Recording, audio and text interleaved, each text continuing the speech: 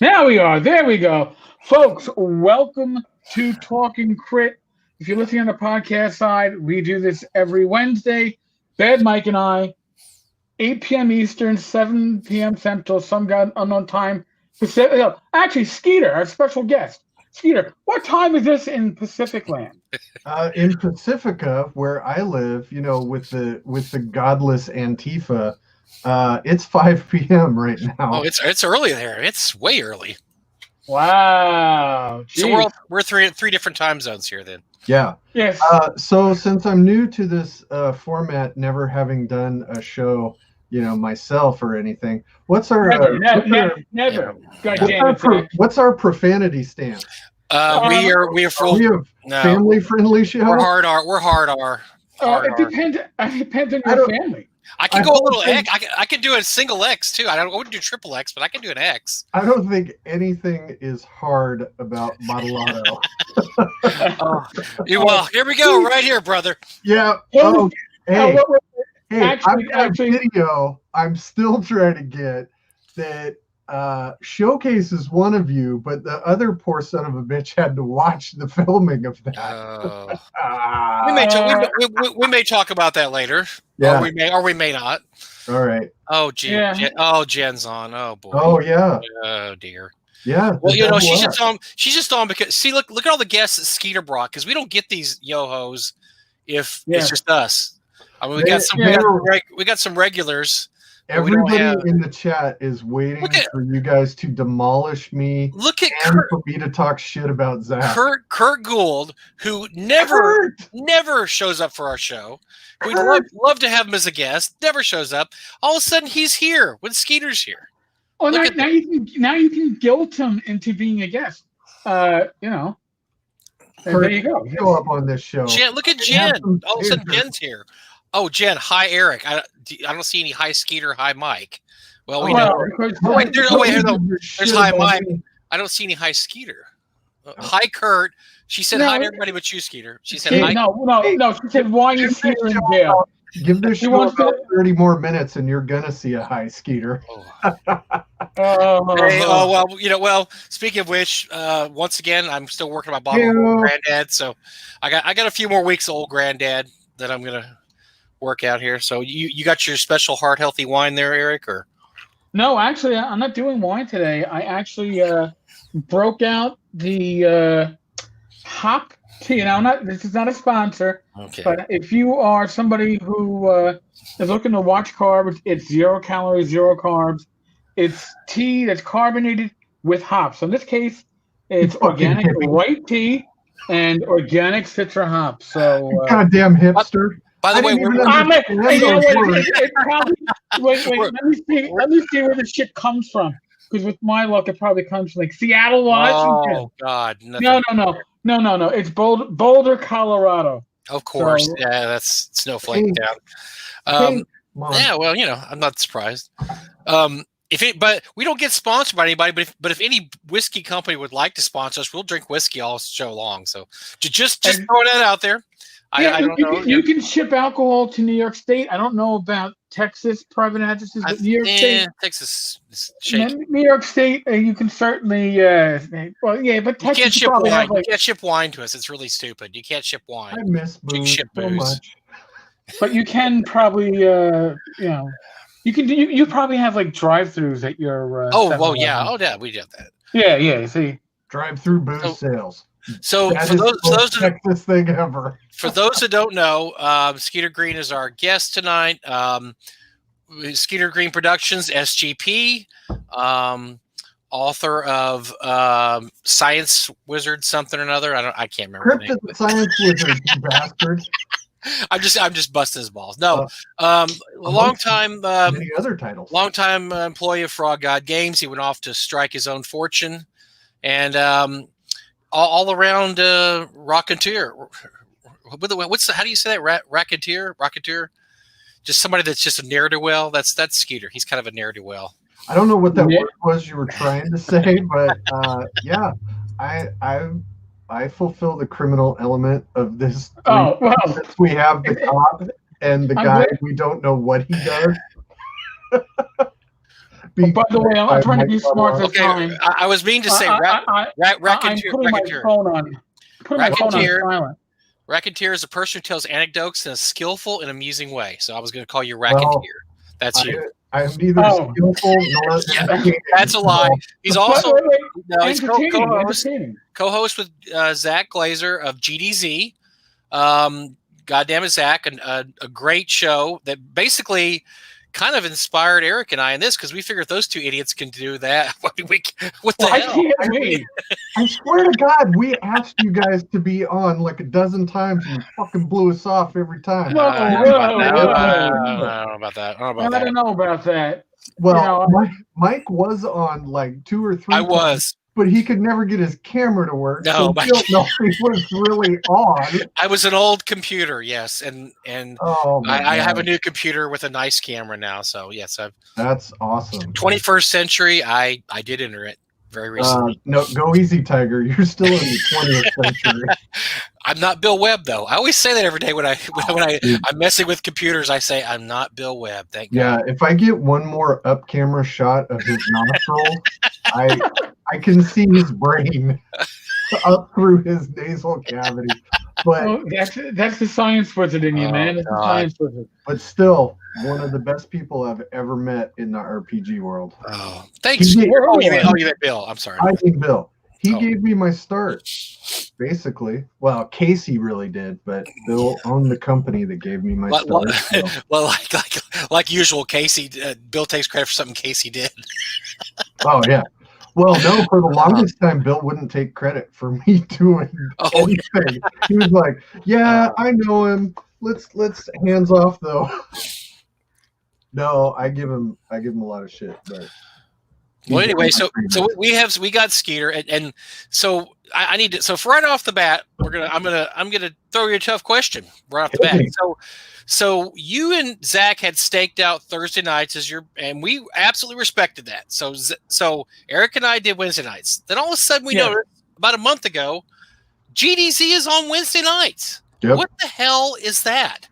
That we had already we'd already staked our claim to this territory. We'd peed in the corner. We'd put our DNA everywhere. I don't know what you thought you were doing, but let's have an first of all, let's discuss the DNA.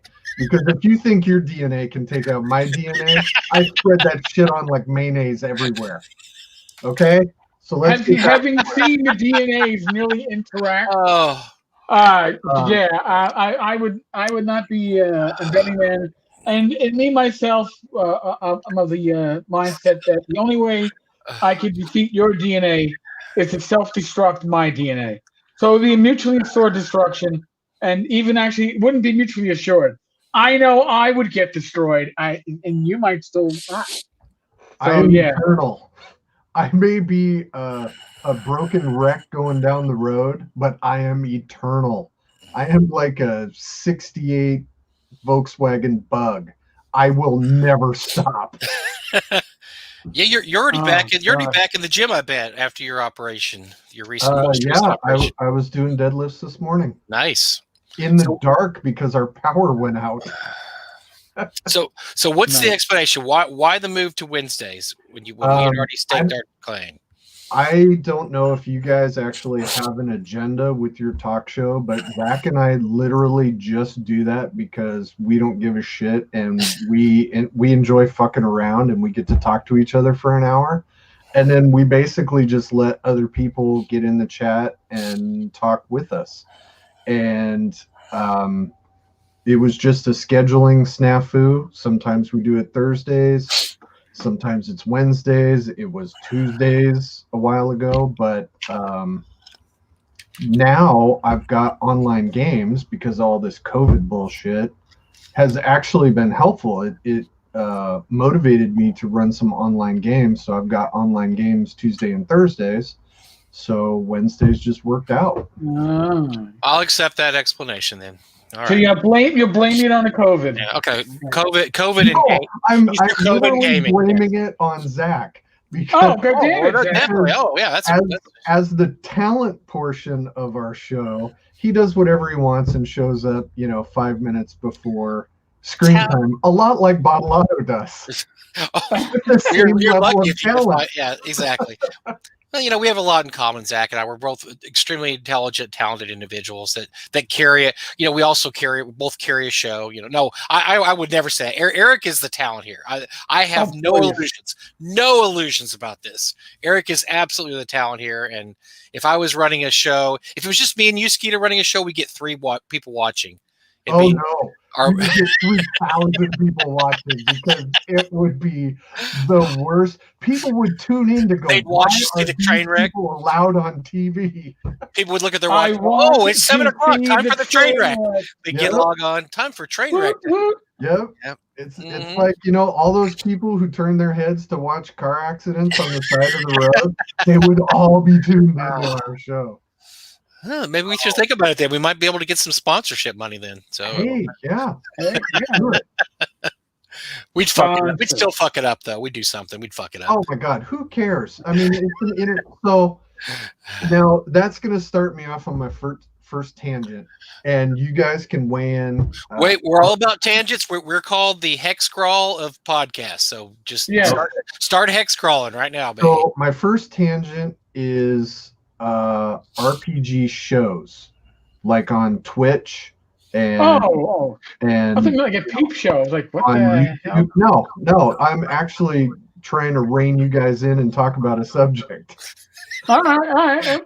Well, you got to start at 17 minutes in. That's pretty good. Yeah. You're already breaking records, I think. Okay. So, I think it's perfectly fine if somebody wants to live stream their D&D game. Why is that a controversy? Why do people care? I mean, I have no interest in it, whatever. However, there's an audience for it, or else there wouldn't be, people watching it.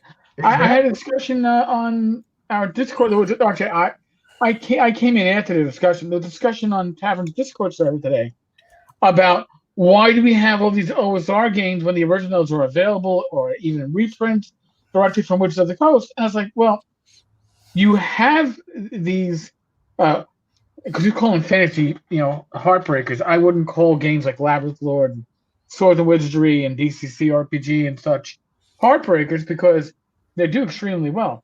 But a lot of them are taking the original rules and writing them professionally.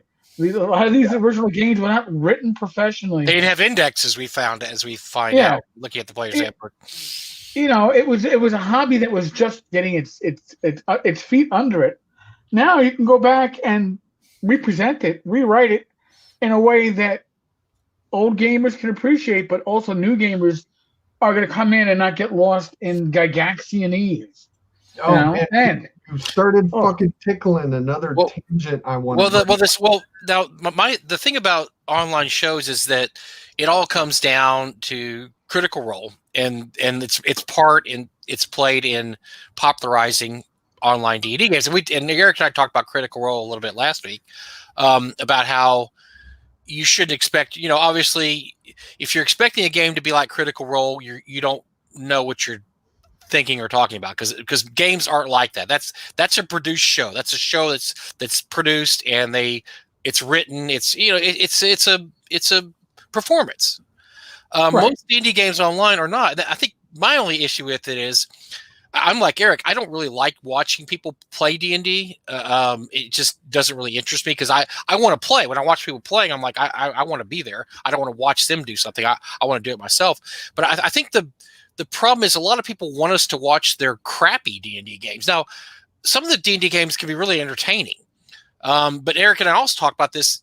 Most D&D games involve a lot of dice rolling, and this guy hits this and this and this. And that's why Critical Role is so popular, because it skips all that stuff. They go straight to the performance aspect of it. And, my halfling thief jumps in the air and spins 3 times and does this. And they don't roll dice a lot. If you watch them, they don't roll dice a lot because a lot of it is just they're entertaining you. Whereas a lot of online games, it's a lot of dice rolling, and a lot of it is, frankly, kind of boring. So that's my only squib against it. I think some of that is changing, though, because we just started with the Silver Bullets, myself, Ian McGarty, Jason Garner, and Jacob McEwen, you guys know all of them. Yeah. We have started playing this game called Vaesen, and Alex Kammer was the one who got me tipped off to this, and it's from the guys who do Morkborg and Aliens and Mutant Year Zero. I think that's them, where it is more of a storytelling-ish, kind of like Call of Cthulhu. Like if you're rolling dice in Call of Cthulhu, something's wrong. Yeah, bad things. Yeah, it's bad news. So it's that kind of thing, but it's like the Scandinavian fae and elves and pixies and shit, and they're not like, oh, I'm a little pixie horse, like Mike likes to dress up like. They are scary monsters, like historically accurate. So it's fantastic, but it is based on a narrative, which I don't think that's necessarily a bad thing. And my analogy is just like pizza. Everybody has a particular flavor of pizza that they enjoy, and I'm not shitting on anybody loving pizza. Yeah, but no, some people, like Little Caesars, and I can't fault them for it, even if it's. Yeah, I mean, well, you can kind of. Well, I will eat some Little Caesars, but so will I. Pay for it too. But it's on sale. Well, anybody can play. Well, anybody can play any way they want, obviously, but most D&D games are, I mean, it has roots in a war game, right? So you're going to usually be rolling dice because you're in combat. Now, when the storytelling games started getting more prominence, about a decade back or so, it became kind of the really cool thing to do. It's like, oh, I had a D&D game. We only rolled the dice twice the whole time. And, where some people think that's really cool. When I play D&D, to me, it's a tactical RPG. We have a lot of combat, right, and we like to play with miniatures. I mean, I'd show you we just played this weekend. I'd show you the board in there. I don't want to drag my computer in there, but we have tons of miniatures. We roll dice. We have combat. Yes, every once in a while we'll have a session when there's not as much combat and there's not as much dice rolling, but there's always a lot of dice rolling. And I noticed that one thing that a lot of the online games do is they don't, if you want a really good online game, you don't roll a lot of dice. Like Skeeter said, it's more of a, I don't know the word. I can't remember the word you used. Narrative. It's more of a narrative. It's storytelling. But I don't really want my D&D game to be a narrative, though. But that's just me. The thing that I think is great about those is now there's so many of them. For people who are interested in gaming but timid about it, they can see sort of how it goes, and then it might get them to pick up a set. And then they get their people, and then they play however they want. I see it more as a gate opening, since we love that fucking gatekeeper word so much. It seems like it's a little bit more inviting for you to check something out online, and then if you don't care for it, if you're like, well, I thought there was dice, you might either be able to find another show that has more dice rolling, or you just go to a convention and risk it and see how it is. That's why I like it. It's kind of like, go back 15 years, and where was the new generation of tabletop gamers coming from? They were coming from MMOs. They were coming from EverQuest and World of Warcraft, and they were expecting a similar type of system. I want to play my tank role. I want to be DPS. I want to be and that was kind of where 4E said, hey, we're going to model ourselves on, not so much on a D&D type historical way of rules, but where everything is totally balanced and bland, my opinion. If you have a different opinion, fuck you. When it comes to 4E, any opinion is valid as long as it hates it. But yeah, I think I only played 4E once, maybe. But I think that, so those players are coming into role-playing with a certain expectation. All right. Now, this generation, the latest generation of new blood coming into gaming, is, again, coming in from watching Critical Role or all these other streamed RPG experiences, and they want to duplicate that. And is it necessarily wrong? Well, I think the expectations are much higher. Listen, you could never stream my old gaming group that used to do every Saturday night on Roll20, and they're great guys. And Joe the lawyer was one of them. My friend Greg, I want to shout out to Greg and Craig and Keith and David and others. But you would, if you took out politically incorrect and vulgar language, you would be left out of a 4.5 hour session, probably about 24 minutes of usable material. Oh yeah, no, I 100%. I totally agree with that. And I mean, shit, have you ever watched Alyssa Fadden's Twitch channel when she's painting? She don't edit out profanity. I mean, you can do that. I'd like to say hi to Scott and Bob and Dave. Oh, and by the way, Steve Winter, who is probably only here because Skeeter's here, because we never see Steve Winter. It's not you and it's not me.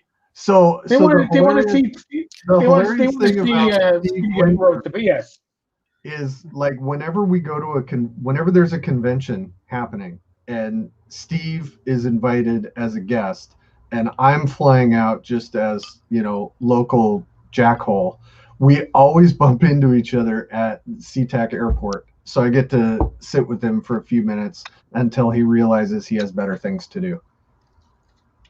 Oh, damn, we fucked that up. We should have had better things. I'm sorry. Mike's muted.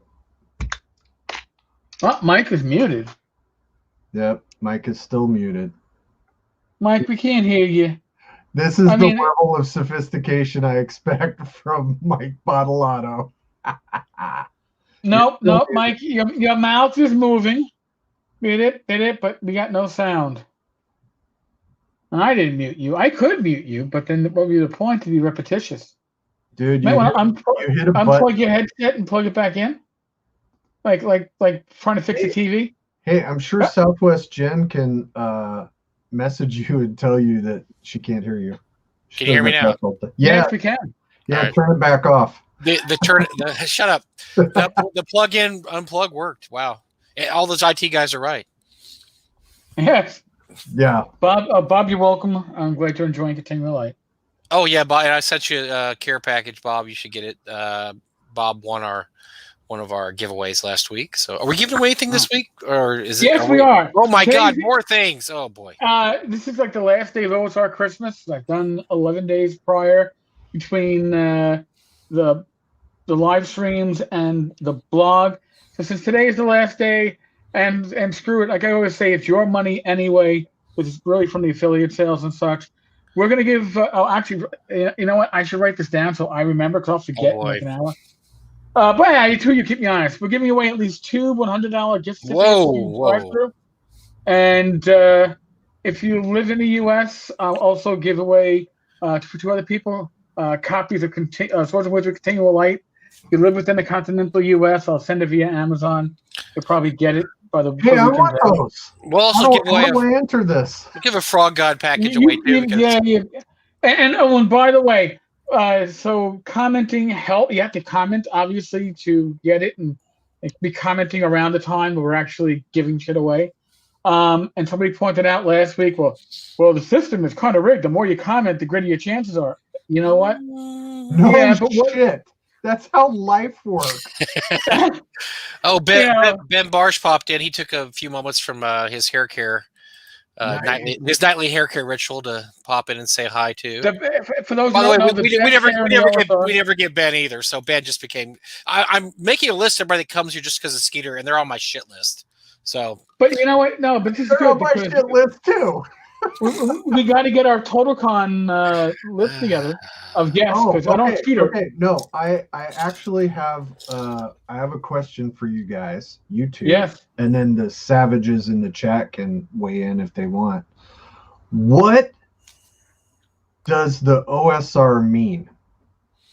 And I have a follow-up question because I got dragged hard on Crypt of the Science Wizard. Well, okay. Well, first of all, you want to know what we think OSR is. I want to know because I mean, Tenkar is the OSR bartender. You're an icon in the OSR. Bottlato is part of NTX and all the conventions and all the stuff you do. Also an icon in the OSR. So I want your opinion because I'm going to tell you what happened to me. Oh, Jesus. Well, first off, I don't want to be an icon in the OSR because Gareth Sharka was declared an icon in the RPG industry. Well, and no, I don't mean it like a douchebag. I thought Zach Smith is an icon of the OSR, isn't he? So there you go. Well, all right. Well, allegedly punching your wife will get you kicked out of any group. Here, I'm gonna give you dueling definitions of the OSR because I think there's a more restrictive definition and there's an expanded definition. I would say the more restrictive definition is pretty much any rule set that models the core of its rules on an edition of AD&D 2E or prior. So it'd be anything from White Box to AD&D 2E, and it's going for that feel, that nostalgia, that you sit down with the rules and you go, you know what, these aren't the same rules because they're rewritten, but I can certainly see how they are. That's my more restrictive definition. Okay. I have an expanded definition, which I sometimes refer to as old school gaming. Okay. And to me, that is pretty much any rule set or clone or simulacrum or whatever simulacrum, what a show. But anything that takes a game rough cutoff, we'll say, maybe 1990, but it's not precise. So whether it's old RuneQuest or Warhammer Fantasy Roleplay from Game Designers Workshop, or Star Frontiers, or the old Top Secret, or Traveler, or Chivalry and Sorcery, all these games, the games of my teenage and 20-ish youth, I think fall into that expanded category because nostalgia is a large part of it. I would say DCC RPG is a weird one because it claims a heritage from old school gaming, but its rules are solidly built on third edition, and it makes no bones about it, which is fine. However, it is the only rule set in my recent years where, and this doesn't count to the beta rules, which I did not like at all. But when I got that book and I opened it up, the DCC RPG, when it first got released, I opened it up and I looked at it and I was like, I feel the magic that I felt when I first opened up my DMG as a kid. It had that magic. So Goodman did a great job in taking a game whose mechanics aren't necessarily old school in nature and built a game that was certainly old school in flavor, and it certainly brought that back. So like I said, I have two dueling definitions of what old school role-playing gaming is, but I generally follow the larger definitions. I think, hey, if I break out my old Warhammer Fantasy roleplay rules, that's old school roleplay. I'm going to be shorter than Eric, and there was a real famous Supreme Court case many years ago on obscenity, and Judge Potter Stewart, when asked of his definition of obscenity, is very famously quoted as saying, "I'll know it when I see it." And that's, I think, the same with OSR. You know it when you see it. There's a feel to OSR gaming that, and I think Matt Finch made a really good list of what he considered OSR years ago. I don't remember everything on the list, but one of the things was rulings, not rules. Death has to always be a possibility. I mean, there's a few things, but yeah, I think you know it when you see it. And anything that is old school in tone, and actually, I got an argument with our friend Zach Smith about this, and he was actually right. Which was, I said the 3E wasn't old school or OSR, and he said it depends on how you play it. And he was right, because it is. I mean, any rule set can be old school depending on how you run it. But I think you really, like Eric said, you have to come at it from a viewpoint that, okay, does this evoke a pre-2000 sense of nostalgia when you play the rules? And but yeah, you know what, when you see it, you could I can pick up something and I can read through it and I can tell you in 5 minutes if it's OSR or not. Yeah, before we go any further, I want to drop in Rob Conley's comment from it's from 2010. He said on his blog, Bat in the Attic. Rob, Rob, he's more expert than we are, so yes, definitely. Yeah, it is about, in Rob's opinion, it's about going back to the roots of our hobby and seeing what we could do differently. What avenues were not explored because of the commercial and personal interests of the game designers of the time. And that's true. A lot of what you see out there are, once you go past the original, quote, OSR rules, the ones that reinvent the wheel, for lack of a better phrase, that represent a classic like, BX, well, we got Laboratory, or White Box and the original supplements, well, you got Swords and Wizardry. 1E, you got Osric. Once you go beyond that, you're kind of dealing with like modern day house rules that are being put together professionally. And people are saying, hey, this is my version of the rules, and I'm putting my twist on it.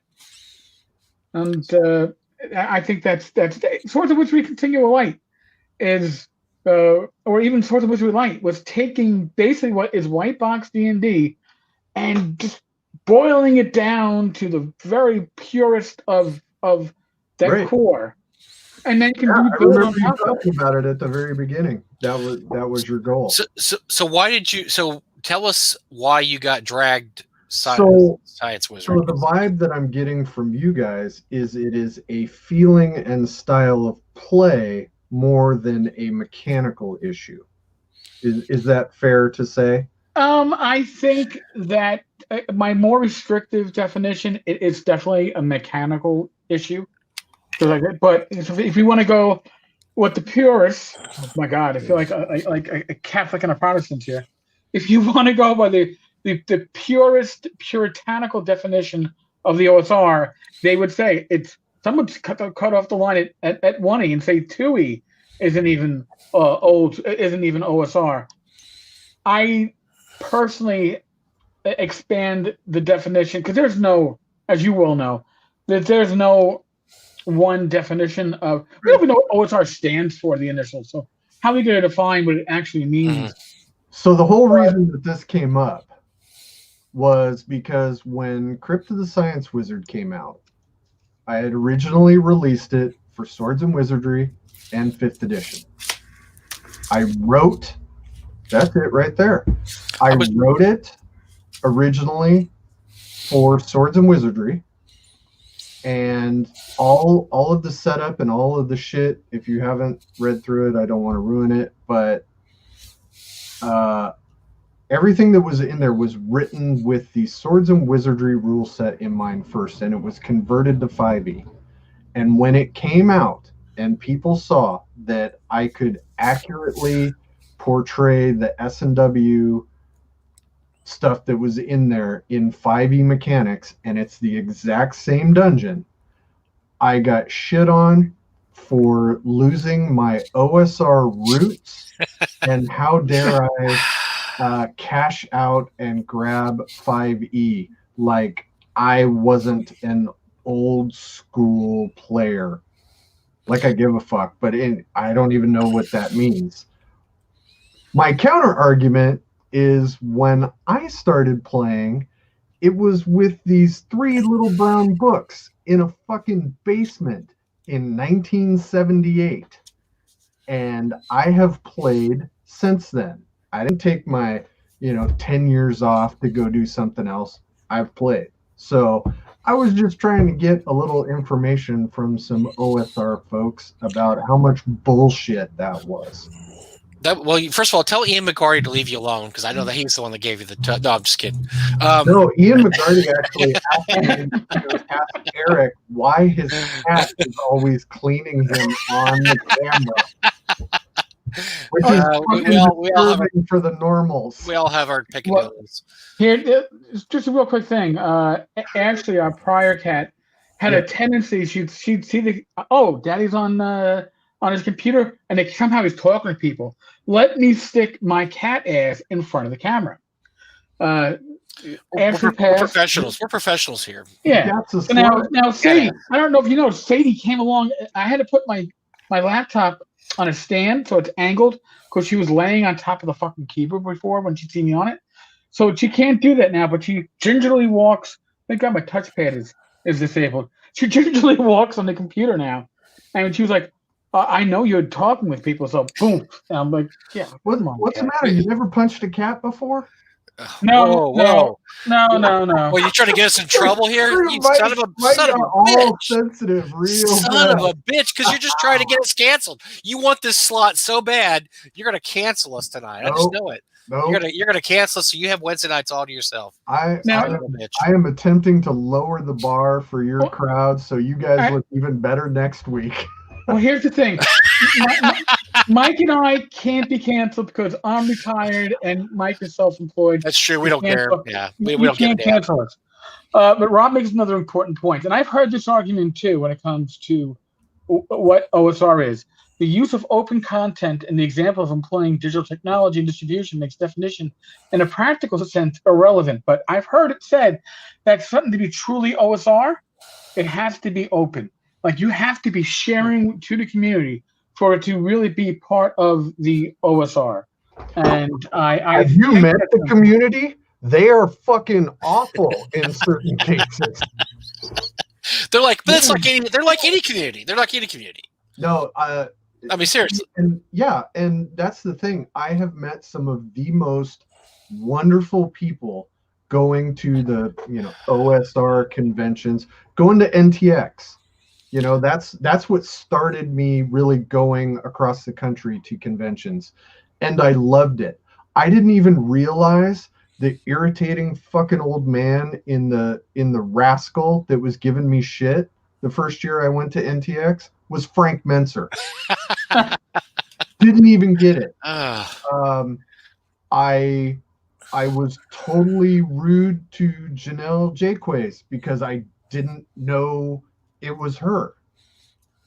Chuck Wright was like, "Do you know who the fuck that was that you just told you didn't want to sign your book?" You didn't care, did you? Yeah. I didn't care. It's like, let me just. I had not seen anybody before, so I didn't know who anybody was, and I get all paranoid whenever I go up to meet somebody, like Matt Finch telling me about the geisha moment when I bowed to Jeff D trying to get him to sign a book for me, and I get all weird and squirrely about that. I mean, these are my heroes, and then now I've worked with them, and I'm like, well, that was misplaced. Oh, we joke about that all the time. I think it was the last week before Eric and I were talking about how everything is so different now, because if you'd have told me back in 1980 that you're going to have Alan Hammock's phone number, and when you call him up, when he calls you up, you're going to say, "Oh, what the hell does Alan want?" Oh yeah. If you'd have told me that 20 or 40 years ago, I'd have thought you were insane. Like, no. So at the what the hell? At TotalCon last year, where Eric almost died. What? Listen, what? Well, he almost died afterwards. He almost died. Yeah. Yeah. What's 3 hospitalizations in a calendar year? We gave him everybody, and now he's almost. Anyway, so one night I'm hanging out in the bar, just talking to people, not drinking, which I miss so much. And there's hot tea, man, hot tea. There's Alan sitting right next to me with like a bar napkin, sketching out his adventure for the next day because he's sophisticated enough to be able to do that. And he was like, "Oh yeah, I gotta go up to my room and finish this up. I'm gonna go in about 20 minutes." We were there for hours. And I'm just like, you've got to be kidding me. I just spent like 5 hours with Alan Hammock in a bar, just talking football and games and all of the shit. It was wonderful. So there are good parts of the community, but man, there are some people that need to be punched in the dick. He used to impress me, Skeeter, but I've learned my lesson now. So the third NTRPG gone, I ran an errand and I come back to the hotel, and Matt Finch is there with this gentleman I don't know, and he said, "Oh, Mike, this is Bill Webb." I'm like, oh, Bill, holy crap, Necromancer Games, Bill Webb, yes. Bill started talking. It was midnight, He did not stop talking until 4 a.m. Oh, you got off light. I'm just sitting there with my jaw dropped because he's telling me every story you can imagine in whatever. Isn't it insane? Now, when Bill calls me now, I'm like, holy crap, how can I get out of this? Bill, I'm just walking into the post office. I got to let you go. Yeah, I'm going through a tunnel, man. Trying to cut off my arm. I'll leave you my arm. I have had the opportunity to meet so many fantastic people, and I mean, like you two assholes. I mean, we're all friends and family. Yeah. I mean, my wife puts on skimpy clothes and pretends that Bottolato your wonderful wife is important. Hey, now. No, she's not pretending. Dial it back a little bit, Trooper. Whoa, hold on. I'm sorry about that, but come on, your wife is one sexy beast. I'm sorry. I mean, I don't know what she's doing with you, but you know. Oh, fuck. We have that conversation every couple of days. Speaking of sexy beasts, we have Liz Stewart and Kim George just joined. Oh boy, they never listened to our show. No, we didn't hear on the show, but I feel like we're gonna get in trouble. We're pretty well. Yeah, Kim will in trouble. Yeah, they'll probably beat me up, but yeah. So yeah, that's more Skeeter magic at work. Hello to Ian. Hello to Keith Lorian. Who else do we have here? Hey, hello to David. We all know you're here because of Skeeter. When we don't mind, we're going to glom off his popularity. Yeah, hello to John Bingham down in New Zealand. Yes. Oh yeah. All the way from New Zealand, you get an award for the farthest away tonight. Jonathan made me some wicked ass, excellent art that is going to show up in an SGP product, hopefully end of summer. Liz says we're here solely because of Skeeter. We didn't think it was anything otherwise. I mean, we had her and Mike on the show. They very reluctantly appeared on our show. We could tell. Yes. But yes, we know exactly why you're here. That's I know because they have class. I was happy to join your show because you are of the same ilk as I. We have emerged from this cesspool of RPG. We're called a cesspool? Holy crap. But we're all the same level of stew ingredients, so we can talk.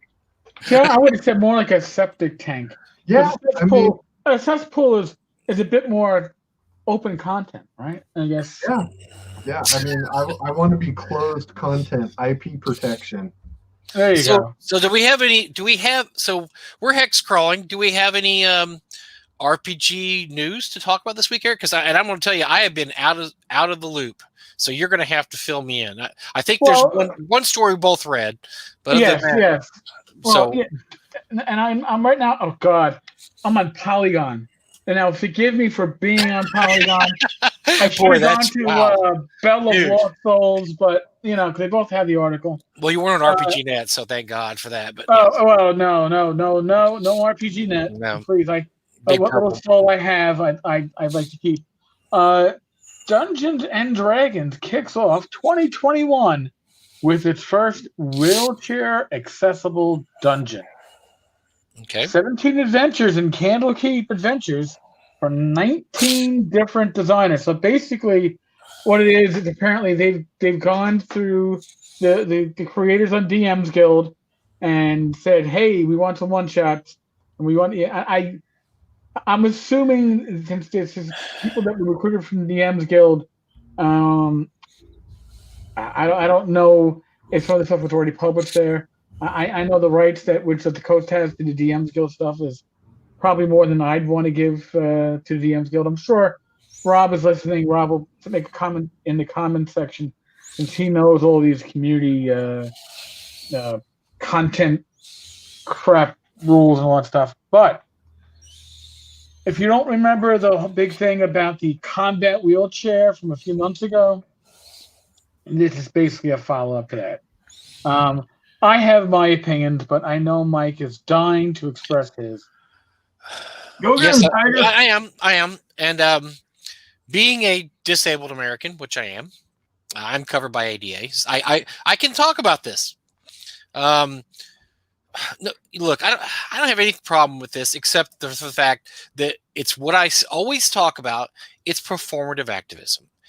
There's what performative activism is. It's we're going to say we're doing this, but really we're going to do the least possible thing we can do to help this.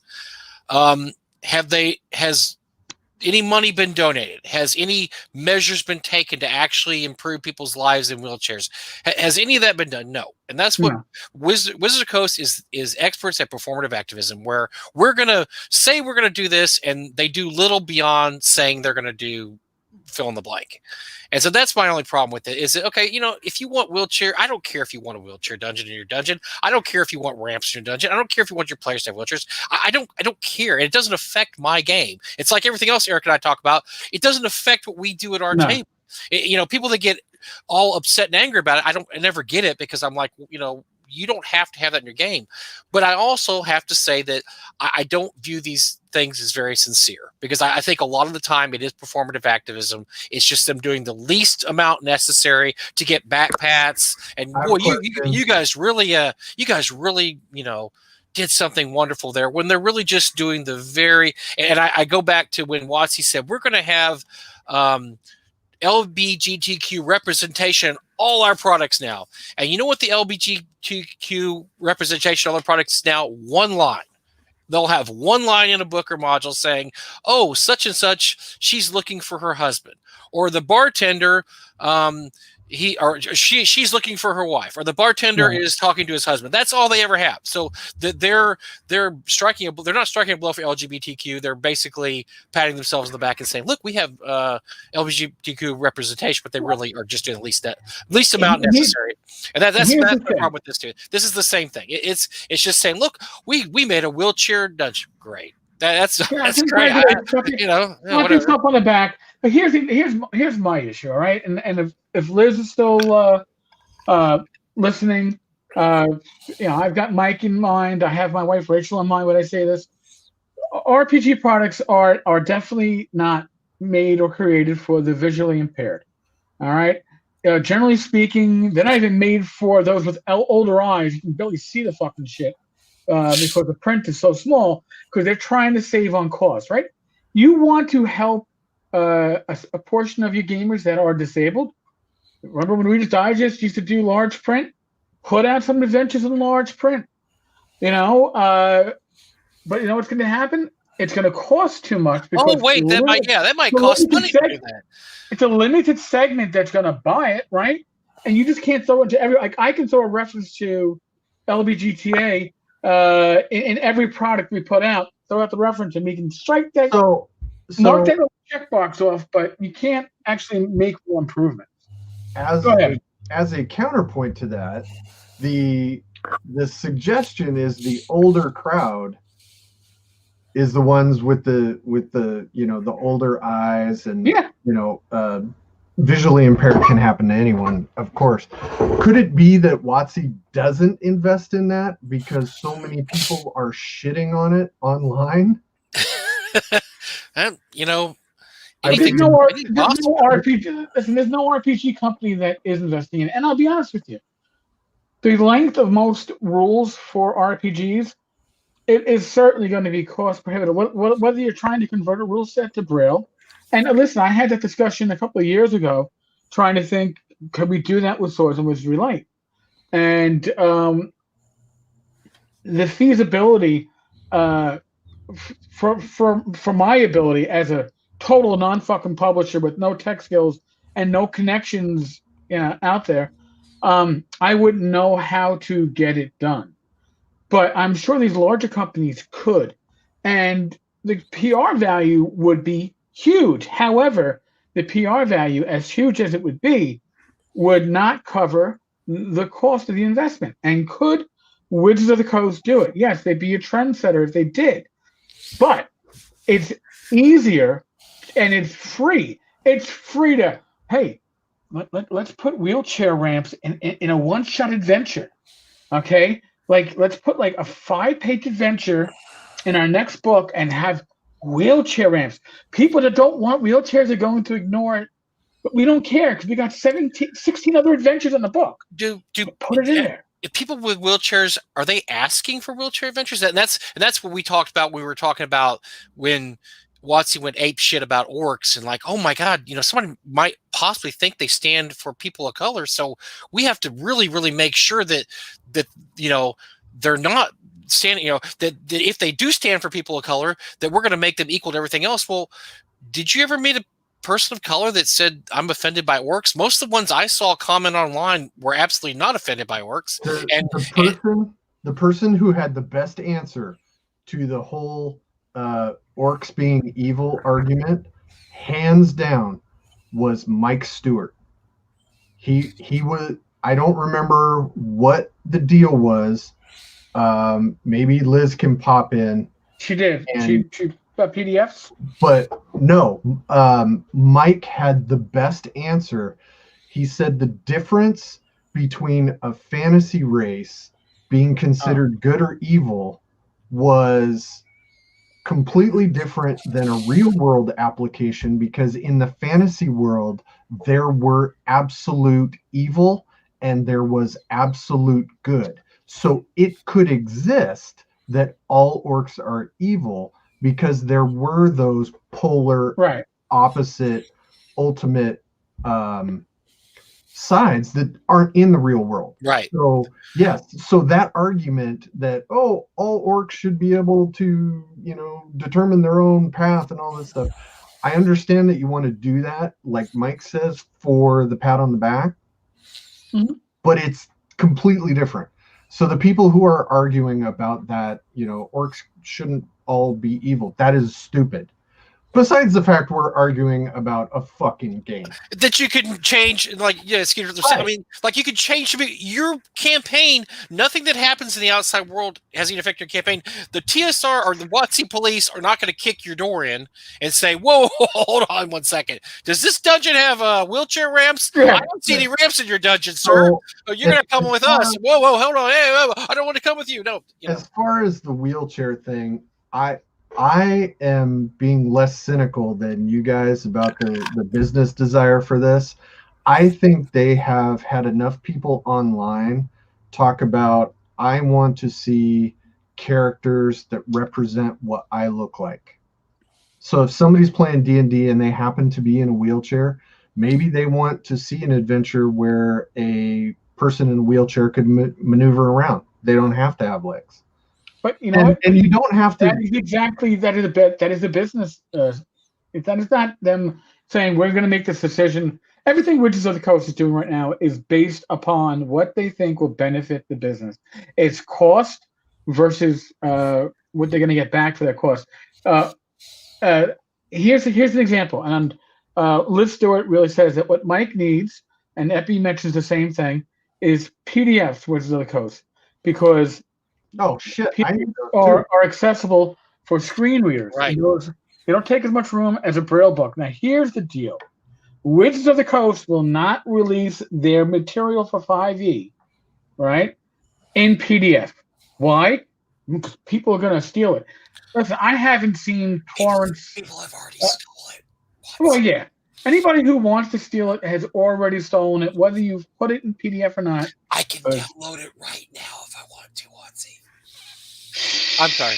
Go ahead. But here's the deal. I took it as a badge of honor when I found Crypt of the Science Wizard on the Steel PDF. You knew you made it. You knew you made it. Yeah.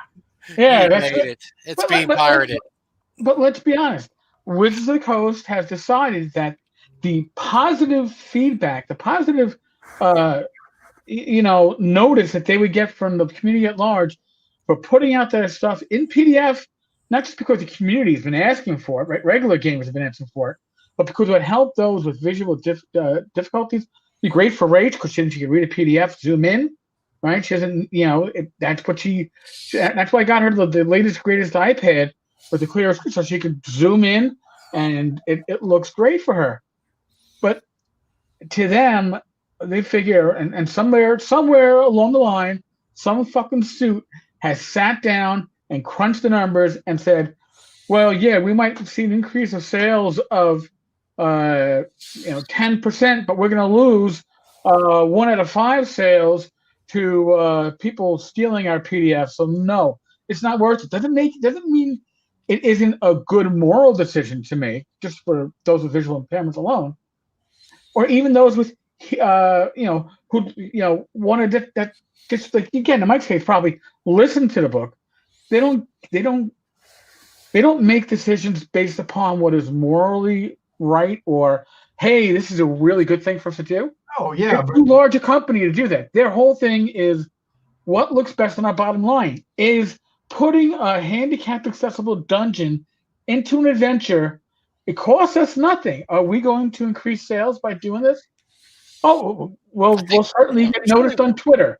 Twitter will come along and tell us how great we are. Not just a WotC thing. I mean, fuck, small publishers, we have to consider every nickel and dime. So that's not just a WotC thing. Steve Winter makes a good point. He says that Savage World's actually been doing this for years. Savage World has just one example, has allowed for characters who are blind or missing limbs for years. WotC is actually behind the curve here. I think the one difference that I can see, Steve, is, well, depending on which Savage Worlds you run, the D&D world has ways of dealing with characters with disabilities. And right off the bat, I mean, I can think of cure blindness, cure disease. Right. Hell, they have a spell called regenerate. Hell, they have a spell called resurrection that can bring you back from dust. To restore you. Automatically imagine everybody in the world has access to that? No, I don't. But I'm just saying is that in a fantasy world, right. I can understand you want to play a character like that, but there's also solutions in a fantasy world for certain ailments like that. Totally.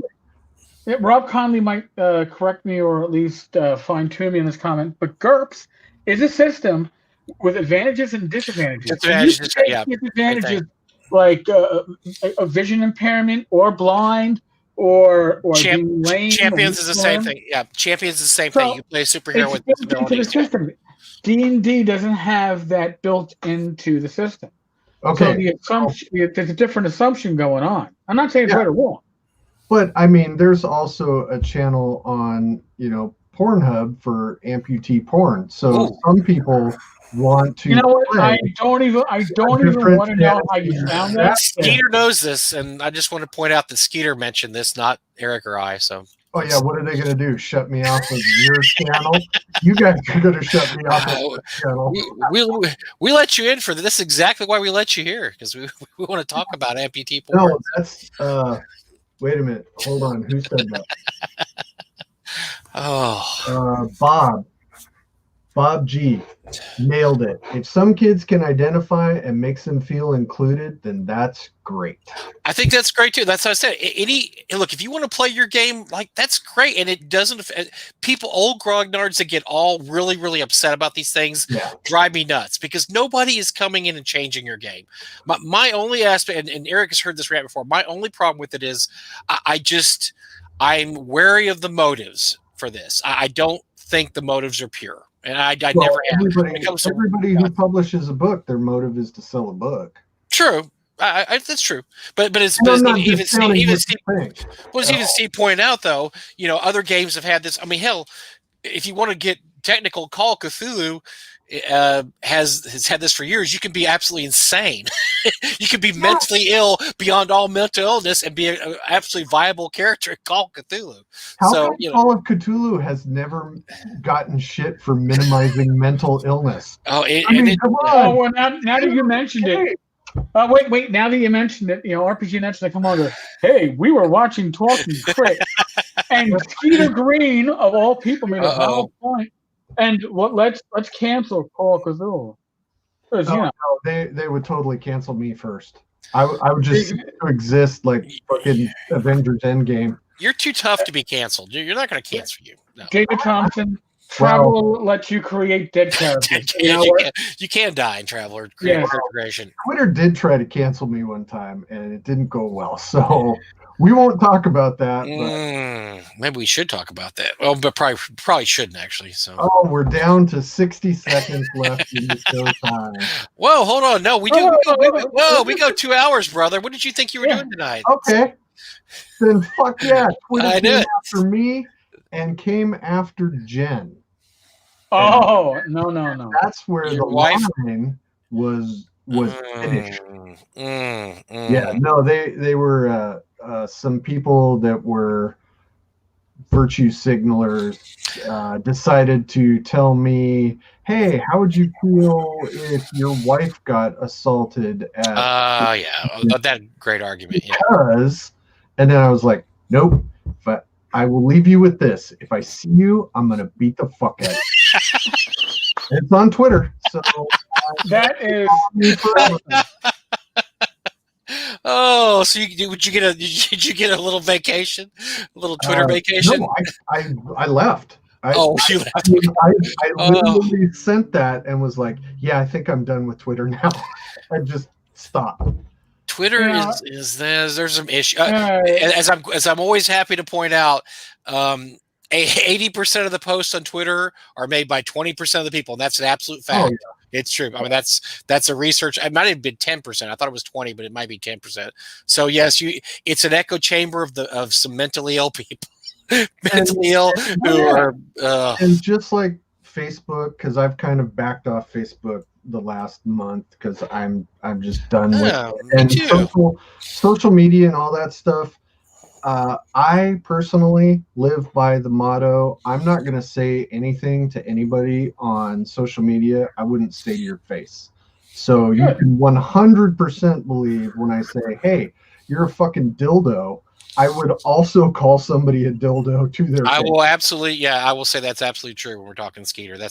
And you know what, though? That's the way it should be, because that's one of the problems we have. This is me on my soapbox now. One of the problems we have with social media is keyboard warriors who will say all kinds of things, and I have absolutely experienced this, where somebody has talked shit about me, and when I saw him at a convention, it was like, Bad Mike, what's up, bro? Oh, man, I love you. And you're like, hey, man, that was me. Oh, yeah, that's right. No, so I mean, yeah, that's absolutely true. You know, that in person is so much different than social media, and people don't realize that, and that's why I'm with you, Skeeter. I've cut way back. I can't tell you how many 30-day bans I issued in the last week because I just don't want to deal with it. I don't want to deal with garbage going on right now. So I just, because I like social media for its original purpose, which was just friends and family. Here's pictures of my grandkids. Here's pictures of my dog. Hey, you want to meet up in this city next week? I mean, that's what it's for. It's not for people to do 6-paragraph pontifications on why the glaive is not a, is not a bad, sweet Jesus. Mother of God. It's not a. Don't even start that up. Weapon speed factor versus. We don't deal with weapon speed factor or based upon armor worn. That way lies madness. We don't even deal with spell interruption in segments, because therein lies the game will never progress. God, that was so difficult for me to wrap my head around. God. It's like, no, come on. So wait a second. So I start casting my spell now, and it goes off here. And if I get hit in between that time, I lose my spell.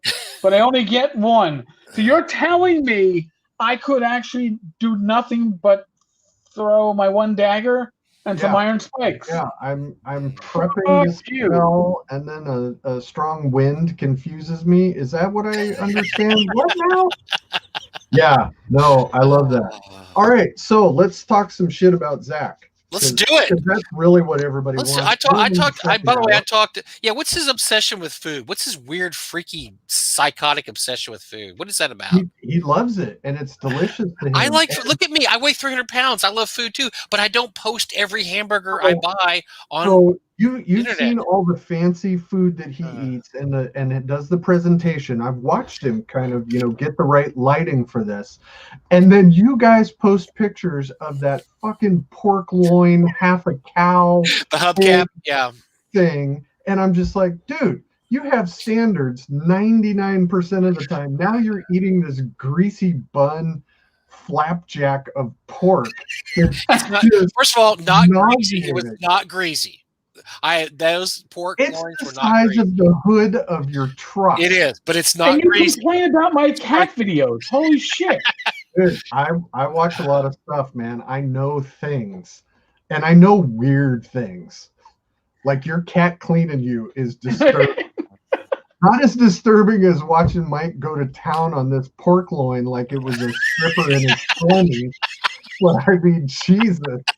I miss. God, it's been a year since pork loin. I really miss those things too. Oh, I gotta drive to Iowa. It's making my heart hurt just thinking. I miss it. Although I am tempted to come down to NTX, no matter what Texas says, to get some freaking Heartache barbecue. Well, first of all, Texas is not going to say no. Texas is open for business, brother. Oh yeah, I know. The Z's factory. Yeah, that's why you guys are the funnel bottom of the country. It's you're collecting all the crap. The problem is everybody from California and New York are moving here. What the hell? We're getting all the rejects from the East and West Coast. Yeah, so that's what stinks is we were fine until we got all the East and West Coasters. Oh no. That is not true at all. That is. I still distincly remember when I was giving Doug shit and he said, "I have a gun on me." By the way, that's a great argument. That is a great argument. You have to admit. I had nothing else to say. I'm done giving you shit. That is an absolute great argument. So I don't know what to say with an argument like that, except that you win. I lose, you win. So. Yeah. that was fantastic, and I think it was the next year that Jen came down and she got a picture of her sitting on Doug's lap, and she said she liked his shirt. He was wearing the NTX shirt with his name on the back.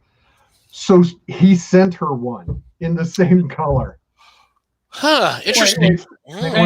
Same Doug Ray? No, that would have been awesome. It was a dirty shirt or something like that.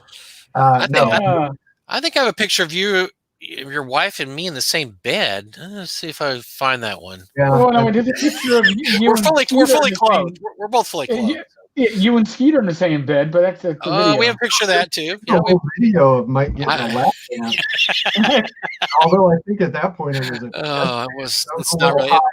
That really wasn't a lap dance. That was not a lap dance. No. That was like a dog that was not fixed. That was a teabag. It was getting teabagged. And somebody's slipper. So Mike was his slipper. And I felt sorry for the slipper. So we might as well tell this story since Eric and I we told this story before. We're just going to tell it again since Skeeter's here. Yeah, Gary, I'm going to tell my version, which is the true version. Then Skeeter can just explain and then Eric can explain what he said. As the only sober person within like 3 rooms. So Gary Con, a few years ago, I was given the unenviable task of watching one Bill Webb and Steve Guppy, as after they drunk so much they were wandering the halls, bouncing back and forth. Time out. Before you go any further, I was the unluckier person who drew the short straw to have Bill Webb as my roomie. That's true. I'm not gonna deny that. That's true. But anyway, so I'm watching both. So they decide after the bar closes, let's go back to the room and drink. And I think that sounds like a good idea. Not really realizing that maybe Skeeter was getting his beauty sleep there, which he was. So we roll in. Skeeter was sitting there counting sheep, and of course, a drunken and loud Guppy and Bill Webb roll in. And Mike Bottolato. I wasn't really drunk though. I was kind of watching the two drunkies, and so I'm sitting there just trying to keep everybody on course, but it gets a little out of hand, and Skeeter wakes up and he's not happy. I understand that. So anyway, Skeeter vows vengeance. At this point, Skeeter vows vengeance on all 3 of us. Now, I'm going to tell you how unfair this was, because although he vowed vengeance on all 3 of us, I'm really the only one he took vengeance against. Now, he did take vengeance against Bill, which is pretty funny, the next day, but I don't think you've ever got vengeance on Guppy. I think Guppy skated on this. So anyway, the next morning, I'm sitting here, I barely got any sleep because I'm up with the 2, people that were inebriated. And I awake to have, there's no way to put it. Skeeter's humping me on the bed. That is. And I'm yelling, Skeeter. I'm yelling something like, "Skeeter, please no," or "I didn't mean it to have to go that far," or "I tried to stop him," and he doesn't care. He's just going to town because I guess I deserved it. Horny dog and a flipper, I told you. And then after that, I lost consciousness. So you're gonna have to take the story from here. I don't remember what happened. He blissfully just passed out. Yeah.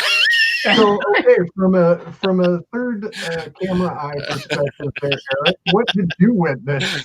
So I wake up to motion in a I sensed motion, and then I see this individual who I later found out to be Skeeter pretty much do a flying leap. If you remember Superfly Snuka, the pro wrestler from your youth, and yes, in my mind's eye, it was Superfly leaping.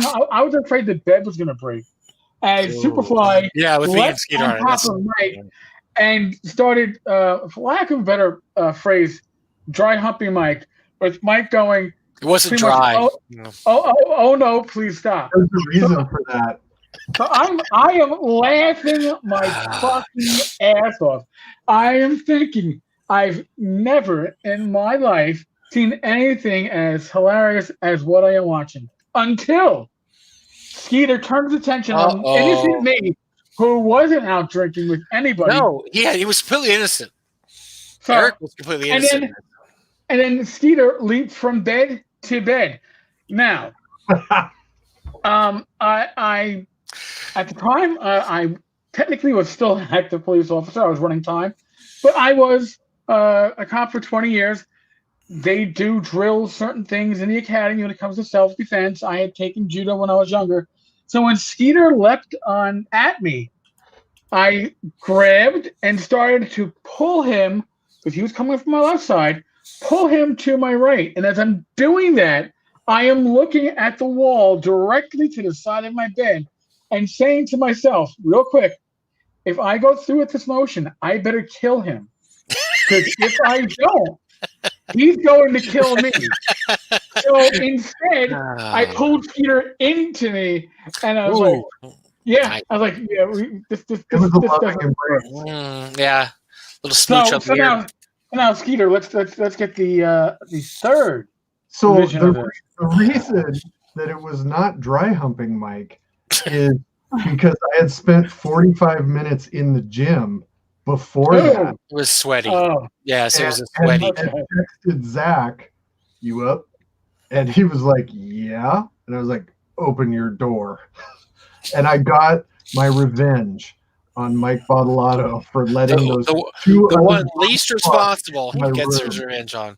Yeah, although you did get revenge on Bill either that day or the next day, though, if I remember correctly, by bidding up something. I think it was that day.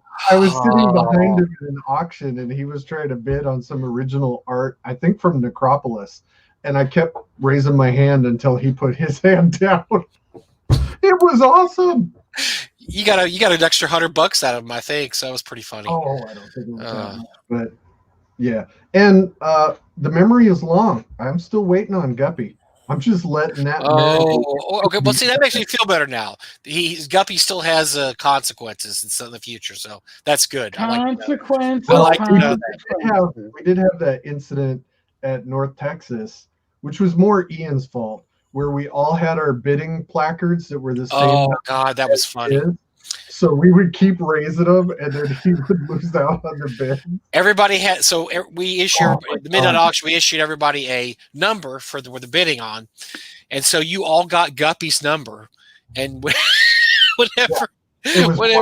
So everybody was bidding with Guppy's number for a while. That was pretty funny. I'd forgotten about that. That was good. It was fantastic. I think that was the year that Eric was guarding the door and wouldn't let me in. Yes, probably. And I'm like, I was stunned because I was like, wait, Eric, it's me. And he's like, you can't go in. And I'm like, but it's me. Like, listen, they wouldn't let me we told them to keep everybody out. I couldn't come in. I could only be at the door. I couldn't walk in. There were preparations to be made. We could not let anybody just see what was going on. Well, I was absolutely flummoxed. I was starting to pull the, don't you know who I am? I'm Skeeter Green. Come on, man. Hey, I was a cop for 20 years. I know exactly what I'm doing. Yeah, I'm about to say Eric's heard that before. No, that was great. Do you know who I am, sir? Yes, I don't know. I'm a cop, so shut up and stand back behind the line. So have you ever had So I'll ask Mike first. Have you ever had a guest at the con do that to you? Big time you like that? Do you know who I am? Let me think. Honestly, I always say this, and this is what's great about the gaming industry. 99% of the guys are absolutely the best guys you've ever. I mean, just they'll do whatever you want them to do. They sign whatever books you give them. They just, what can I do to help you? It's just absolutely amazing how nice that some really big names in the game industry are. However, there are a few that I wouldn't say they big time you, but they definitely think that they're kind of up here and the other guests might be right here, and so they really need something. If they need something, you better go get their something up here. I'm not going to name any names, but can I? I mean, if you want to speculate, that's fine. But no, I could speculate, and I probably shouldn't. Steve Winter, no, but Steve. No, Steve's great. Steve's great. Steve is actually amazing because he's one of those guys I didn't really know until I knew who he was, but he came to I think it was our third con. I'm like, oh, Steve Winter. I mean, I kind of know who he is, but and he ran some of the most amazing games. Everybody was just raving about his games. Like, oh my God, he ran this basic D&D game that was so good. He ran a Gamma World game that was just incredible. I'm just like, well, I guess we got to have, and he's just the nicest guy anyway. He was absolutely the nicest guy. I think it was the last NTX. I was walking up and down the halls. Yeah, because it was where they were doing the construction and that. Right. That was 2019. Yeah, so that little area kind of by the elevators, Steve was hanging out there. Bruce Hurd was there, and two other people were there. I don't remember who, but like I got to sit down and just listen to old TSR stories from these guys that were there, and it was so amazing. I mean, that's what Eric and I we talked about that. That's why we're doing our special Total Con week, because we had talked about that's one of the greatest parts about going to conventions that we don't get to do anymore is to hear these stories by these guys. Yeah. And that's what you miss about having virtual conventions over live conventions. So that's why on the week of Total Con, we're going to be doing a broadcast every night and trying to talk to some of the special guests there and get them to tell us stories. It's going to be a different format than our usual format because we're going to be just, talking stories and telling, I mean, if we have somebody on, we might ask them, did you ever meet Gary Gygax and what happened? And I don't know, we'll ask them all kinds of stuff. So I met him once and it was so embarrassing, but it was totally a Skeeter moment. It was fucking fantastic. It was at Gen Con. I was at the Troll Lords booth and I'm digging through books, looking at all this stuff, and I see this. Oh, this is cool. It's this folder. It's like Igsberg. I don't know how to even say it. And I'm like, all right, this is cool. Oh, bitchin', you can get assigned a numbered one. Well, that's fucking cool. Yeah, I'll get one.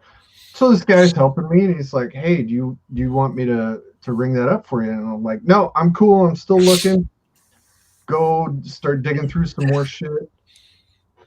I go to buy it, and I don't remember who it was who helped me, but they took the money and they went, okay, so do you want to have Gary sign it?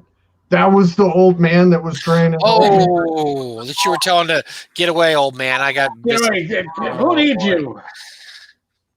I met him there at Gen Con also, and I felt so embarrassed because all I could think of is that he's probably met so many people that have gushed over him over the years. What am I going to do to do anything different? So I just had him sign in my book. I was just like, here, could you sign my book, Mr. Gygax? I mean, what are you going to say? What are you going to say to the guy that he hasn't heard 1,000 times before? I mean, I'm not going to tell him anything new that he doesn't know, I mean, same thing if I ever met David Bowie. David Bowie's my rock idol of all time. And I always thought, what would I ever say to him? Like, I wouldn't say anything to him because what could you say to this guy that hasn't been said, you're a genius. Yeah, I mean, he knows that. I mean, I love this song. Well, he's probably been told Ziggy Stardust, The Spiders Mars is great. Yeah, he knows that. So you're thinking, I mean, what are you going to tell the guy that's going to, same thing with Gary. I mean, what are you going to tell Gary? Oh my God, you inspired me to game. Yeah, he heard that. He's heard all that. So just move along, peon, and get to the next guy here. But oh boy, Yeah, I got a Ken St. Andre story too. Oh, I'm not gonna say that one. If you're not having fun, just leave the table. Yeah, we have a story. We have an NTRPG Con story that I'm not going to tell. So, and Mike, I saw your message. Although I will say I was right. I do like Ken St. Andre, but he's not been invited back to any of our conventions. But I personally like the guy. I think he's a funny guy. But yeah. I encountered him in Arizona at Crit Hit Con. Because he's from Arizona, yes. Yeah, he's a local. So he was there. And John Wick, who I got to lives there too, yeah. I got to hang out with. We had some tacos. It was amazing. And then the next year I came back and played Ric Flair in his wrestling narrative game. And it was amazing. I've seen pictures. It looks amazing. I wish I could throw a picture up. Yeah, Ian came down and didn't burst into flames. Well, you know what? I wanted to come, but that's weird. Well, he doesn't have a soul, so I'm not surprised. But no, I wanted to come, but I've heard the conventions it's got canceled now, so there's no more Crit Hit Con. That sucks. There was some issues with some drama. Yeah, but, they really need a good convention there because I'm ready to travel to Arizona now. Finally, after all this time, I'm ready to travel to Arizona, and now it's all gone. Jim Miller, there's no more cons. Yeah. Jim Miller, the guy that put on Crit Hit Con, and his wife are some of the most wonderful people I have met.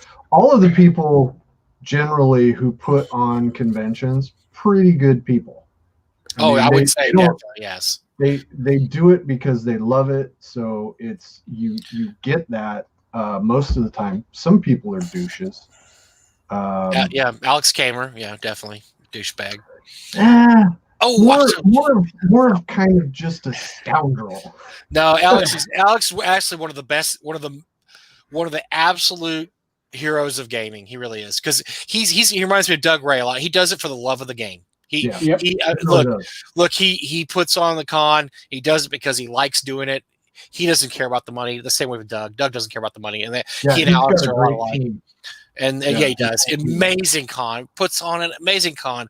And I guess I'm going to announce this here, but I should be at a Gamehole Con this year. We're making plans.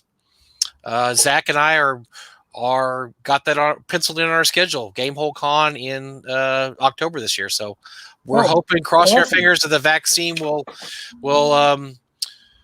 make its rounds and work. And if so, then you shall see a Frog God Games booth and a Zach and a Mike at Gamehole Con this year. Well, Rach will not let us miss it. If there is if we can get the Gamehole, if the immunizations are in place for us, there's no way that Rach will let us miss Gamehole. She loves Gamehole. We got our flights and hotels. And nice. SGP is going to have a table in the new game section. No way! And the Gamehole? Oh, dude, that's going to be awesome. So I'm going to be there at a table. You're famous. I'm going to sell SGP stuff. I'm going to sell some other small publisher stuff from Silver Boulet and my good friend who are those guys? Wampler, from Mud Puppy Games. So yeah, come on by. Tom Wilson says driving or flying. I'm going to try to drive because I do love the drive. I am pretty sure I will not be. I don't think I'm ready for flights yet.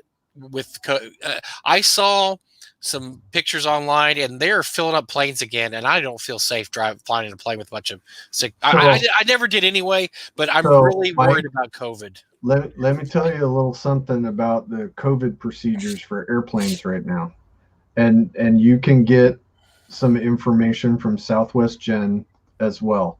They douse that plane with disinfectant, and the air filtration system kills everything. So that makes me feel a little better. I'm still worried about getting there, and the guy next to me is hacking. But I heard they pull them off the plane now. I heard you're not allowed to go off the plane if you're sick.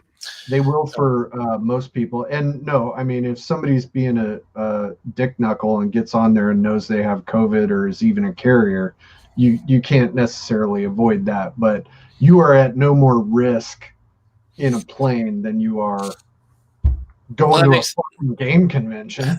Well, yeah, that's what's great about the vaccine being distributed now is we're hoping by June we're going to be okay, but I would suspect by October we'll be even better shape than we will in June. So I'm thinking game hole should go off as planned. Well, and Alex is close with the healthcare community in the area, so if there is any risk, they will shut it down. Yeah, and Alex will absolutely not put that thing on unless it's 100% safe. Nope. I know Alex. That's the kind of guy Alex is. So that's I'm excited because we'll definitely have Nortex this year. But we had 80 people last year. I mean, if we had 200, we'd be happy. We don't care about filling the place up at this point because we know, one of the things we're happy about is that with the doses going out to the most vulnerable members of the community, that's like 90% of our guest list, basically. So we're hoping that most of our special guests will be will be first in line to be vaccinated, and that will help out a lot because that way they can feel safe about coming to our con. But definitely by October, I would think that you're going to have an extra 4 or 5 months of vaccinations. So we should be looking pretty good at this point. Skeeter, you got like half an hour left, but Skeeter, do you have a D20 near you? Skeeter, well, first of all, Skeeter, somebody, David asks, you're writing more stuff for Scientific Barbarian? I am. Nice. Until Jim Wampler kicks me out of his book, I am going to write an article for every issue. Nice. And that is a very good little zine there. If you have a chance, pick up Scientific Barbarian. It is excellent production values. The article, everything is great about that. So yes, Mud Puppy Games at mudpuppycomics.com. So Skeeter, do you have a D20 in front of you? No, next to you. I do. Yeah. Give me a D20 roll. Gamers always have one.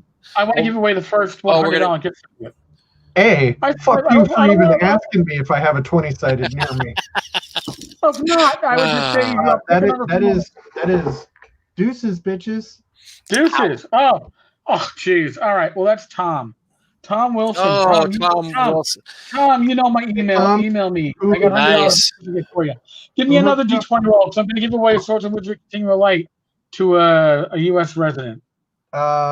It says Skeeter Green. Oh, interesting. Your dice did that. That's weird. The dice actually says 13. Lucky number. Lucky. Counting from Tom, if I can find what Tom is. There we go. 1, 2. If it's Tom again, it goes to me. I don't. I get somebody else who's in the OSR producing. There we go. Rob Conley. Rob. A copy of Senior Light. Rob, who just finished his first Kickstarter and it looks awesome, by the way. Majestic Wilderlands. Yeah. And Rob knows how to contact me. So Rob, I'm not going to tell you. Just reach out to me. I'll need your snail mail. We'll also do a Frog God giveaway. Because you know what? It's in here in my warehouse. It's free. I'm just going to give it away to people. Bill doesn't. He's not going to find out. Nobody's going to know. Nobody watches this show. No, they don't care. Yep. Nobody from Frog God does. They don't care. All right, so I'm going back from the last comment. So if you're gonna roll another D20, I've reset it. And if you roll a 1, Bruce can't win. Doug won. Doug G won. 9.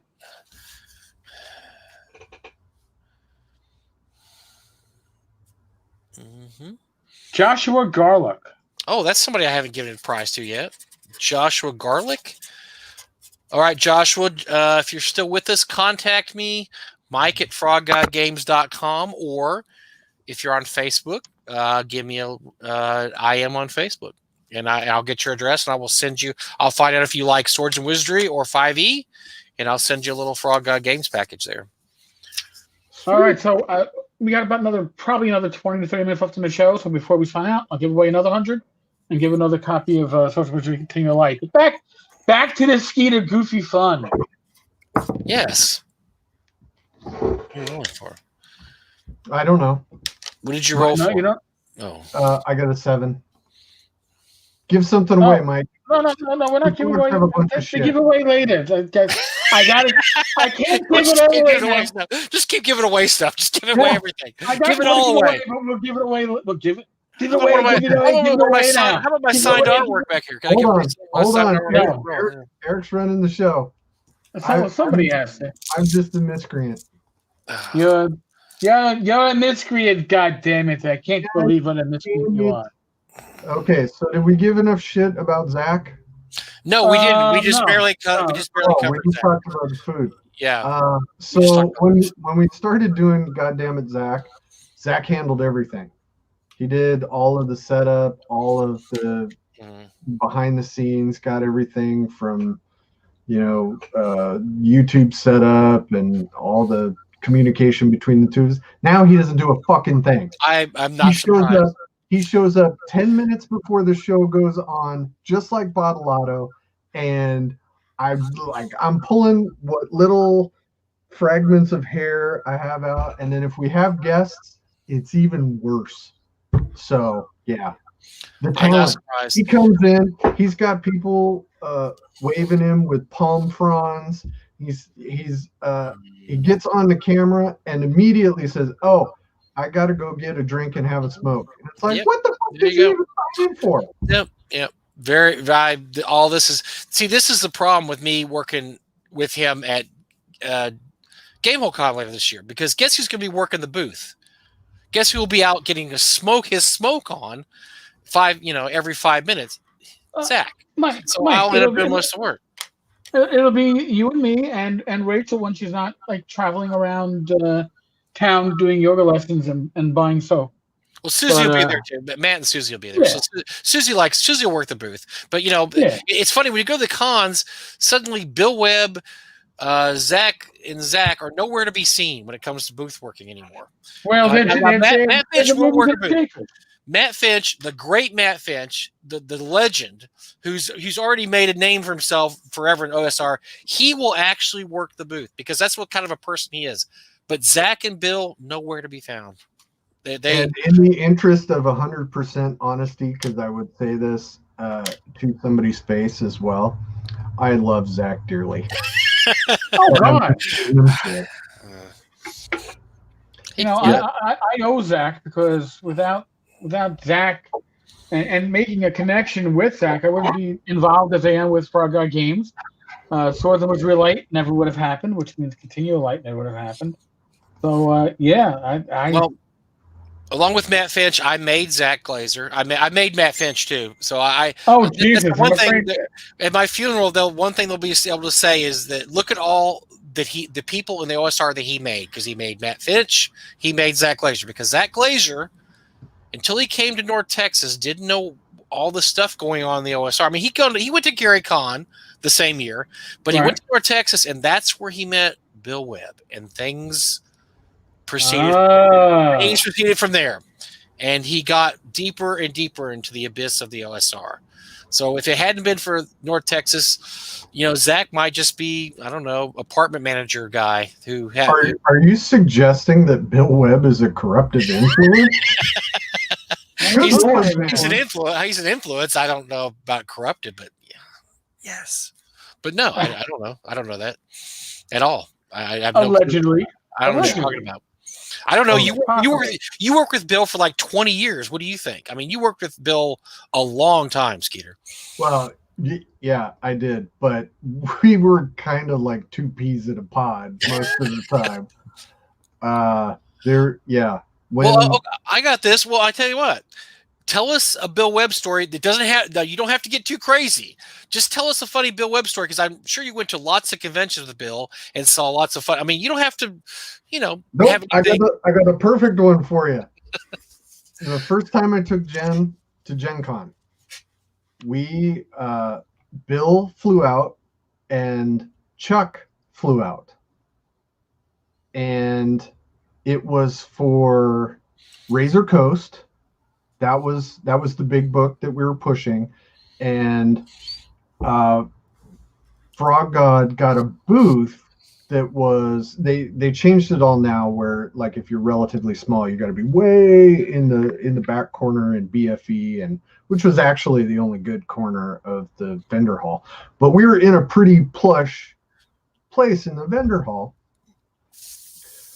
But Bill, Chuck, me, and Jen were all sharing one hotel room.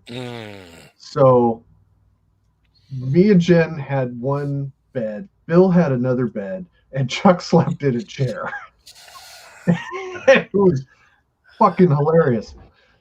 But anyway, so I was doing, we had gone to the Ram. So it was, I think it was all four of us. We were in the Ram relatively early, having some food, went to get a drink.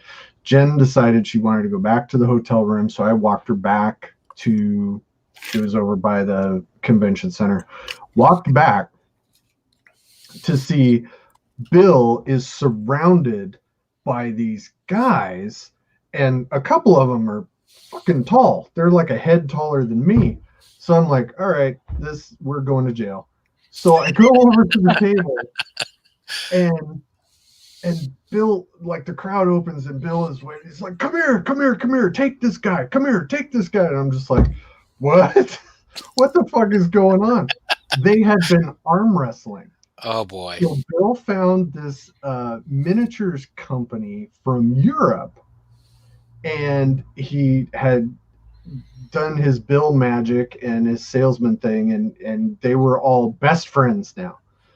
So what happened was one of the guys was like this Cuban special forces dude who like was as big around as my finger, but was a technical climber. So dude was just ripped. So they're arm wrestling. Oh boy. And Bill's like, this guy took me. Come on, take him out. Like, what the fuck? So we arm wrestle, and I won. I'm impressed. So, yeah, this was actually when I was in shape many years ago.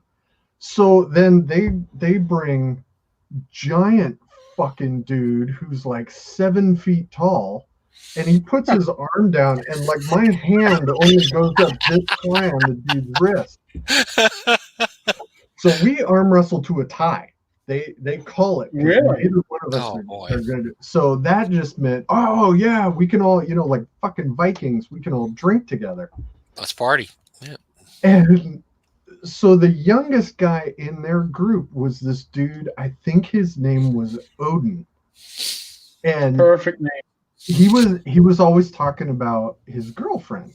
Like, I got to call my girlfriend, or I got to text my girlfriend, and the other guys are like, nodding and all this shit, and we couldn't figure it out until he shows us this picture, and this woman is like Wonder Woman. She was like 7 feet tall, model, and we're like, dude, what is this woman doing with you? You're like tiny little guy. What is this? And completely straight faced, he looked at me and he says, I make her laugh. And I was like, dude, you are my hero. That is amazing. But through this whole time, we end up, so you guys have been to the Ram in Gen Con? I have. I have not. Went to Gen Con once. It was still in Milwaukee. So they have this, at the Ram, they have this table in the corner up towards the front of the bar. So we were in there.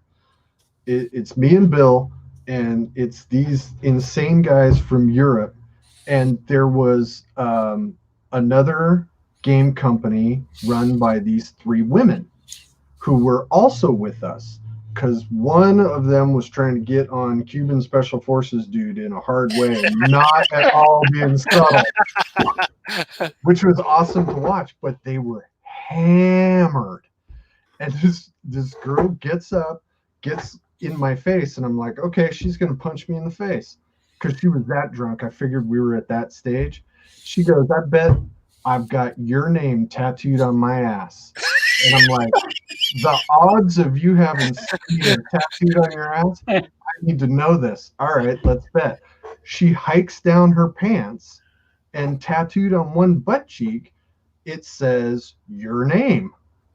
And I'm like, oh, great one. Great. Oh, ha. That's super funny. I reach over to Bill because he's wearing his badge, and I snatch a Sharpie off his badge, and I write Bill Webb right on her ass cheek.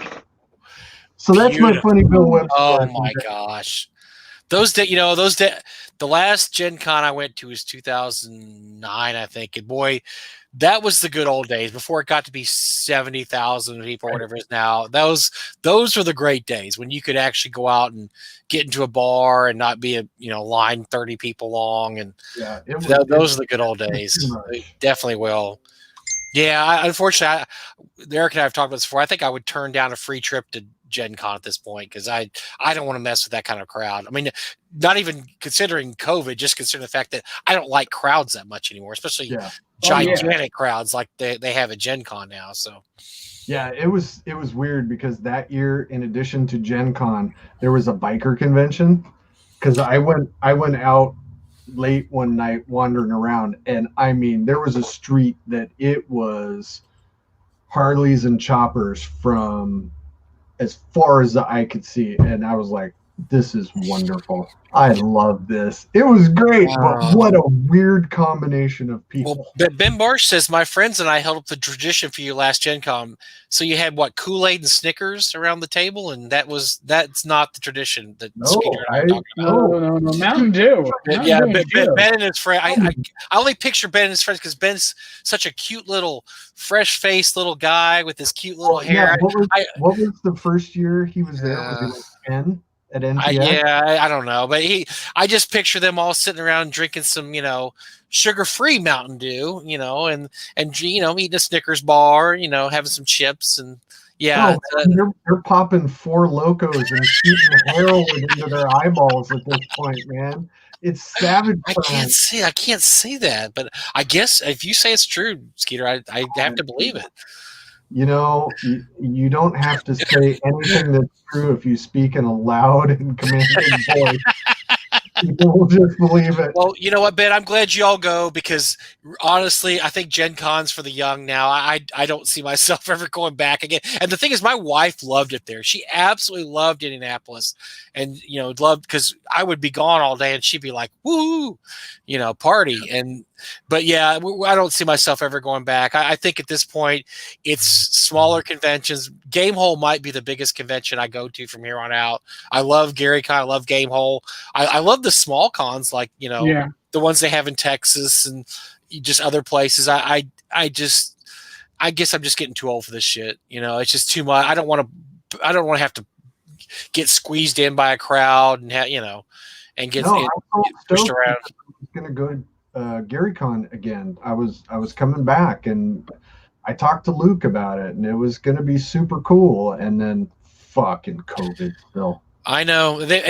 What sucks about GaryCon is they got hit twice because last year Total Con got it in right before the really bad stuff started happening, and then GaryCon had their really weird thing where they basically had 2 weeks to cancel, and they did an amazing job getting a virtual con done in that amount of time.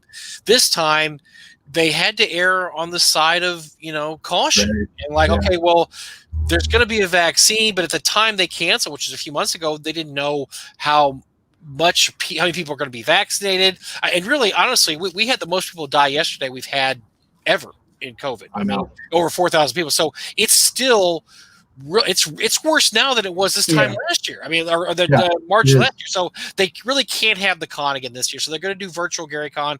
I'm running games. And that's great. And I it just sucks that they got hit twice. It really does. Because the worst part is it looks like, we're counting by June by North Texas, we're counting on, things should be a lot better. So really GaryCon just got really the worst timing ever. What can you say? And it's terrible because it's such a fun con. We have such a great time there. It just really stinks. We're going to be basically 2 years without GaryCon live is going to really stink. But we'll be back as soon as we can get it. As soon as they can have people in person, we'll be back. So John Miller says I haven't been to con since the '90s. That was me.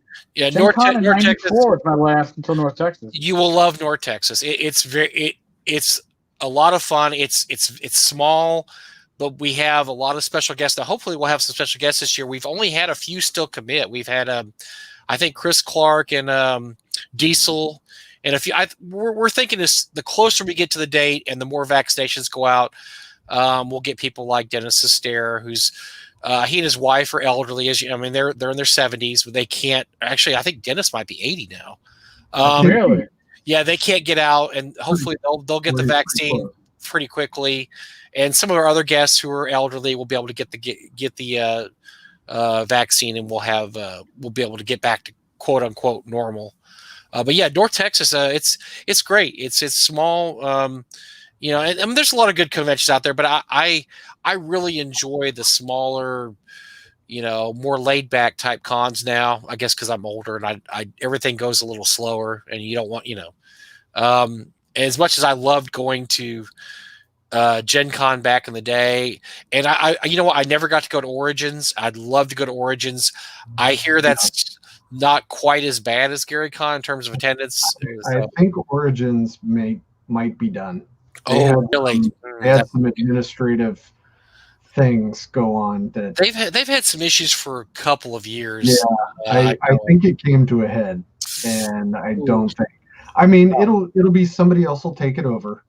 I mean, the con won't implode or anything like that, but I have to say, North Texas is still in my heart the most fun because those people made me a special guest once and then never again. and I think that speaks a lot to their character. They admitted their mistake. We backed off and said, "That's it." Well, let me ask you a question real quick. We have a little time. Let me ask you. And Eric and I talk about this all the time. Gen Con has said they're going to have a convention this year. Good idea, bad idea? What do you think? Is this something that bad idea? Because just because COVID? I mean, the COVID's no. Honestly, it has nothing to do with COVID. I think it's worse because of COVID, but they have some internal structural issues that, as far as I know, they did not get worked out, and the chance of social justice warrior, non-social justice warrior conflict too big. You think? Wow, that's a direction that Eric and I have not taken it so far. But that's interesting observation. They had some fundamental issues that, as far as I know, didn't get addressed, and with the way the country is split up and everybody is losing their fucking minds, I think it was the last live Gen Con was the punch on the street outside the convention center. Remember that? Yeah, I forgot about that. Yeah, and I feel like with the way the groundwater is simmering, with everybody hating everybody, somebody's going to get shot at Gen Con. That what? That is not a terrible observation, Skeeter. And that is why Doug and I have been adamant from day one. No politics in North Texas, and we've been hammered by both sides. Both sides of that. How dare you say no politics? I am familiar. But we do it for a reason, and that's exactly the reason. Because you should be able. Look, my regular gaming group is one of my friends from high school. He's pretty far left. My brother, who's fucking out there. He's libertarian, like. A libertarian's wet dream would be Robert. And then another friend of mine who's pretty right-wing. And we all get together, we game. You know what we don't do? We don't talk politics at the table at all. And we have a perfectly fun time gaming. Yeah, and John Miller has a perfect thing. The problem when you say no politics is that's enough to get people. It is, and I will speak on experience. When you say no politics, that's political to some people because you're not supporting the right side when you say if you don't take a side, then you are taking a side. How dare you say that you won't allow what are those cards you give out I feel like I'm scared of spiders. What do they call those cards? The X card. The X card. We had both sides attack us over the X card. One side said, "You don't require the X card. How dare you?" The other side said, "You would allow the X card in your convention. How dare you? You can't win." So that's why you say no. Well, yeah, that's why when I run my games, there's like a 5 to 10 minute boilerplate thing that I say, and I tell everybody, "Hey, I'm gonna talk some shit. We're gonna joke. We're gonna have fun. If this gets uncomfortable for you, please feel comfortable enough to say something. Like say, hey, Skeeter, talking about because you're adults. Yeah. Because adults should be able to do adult. Yes, right. And listen, just some people aren't that comfortable.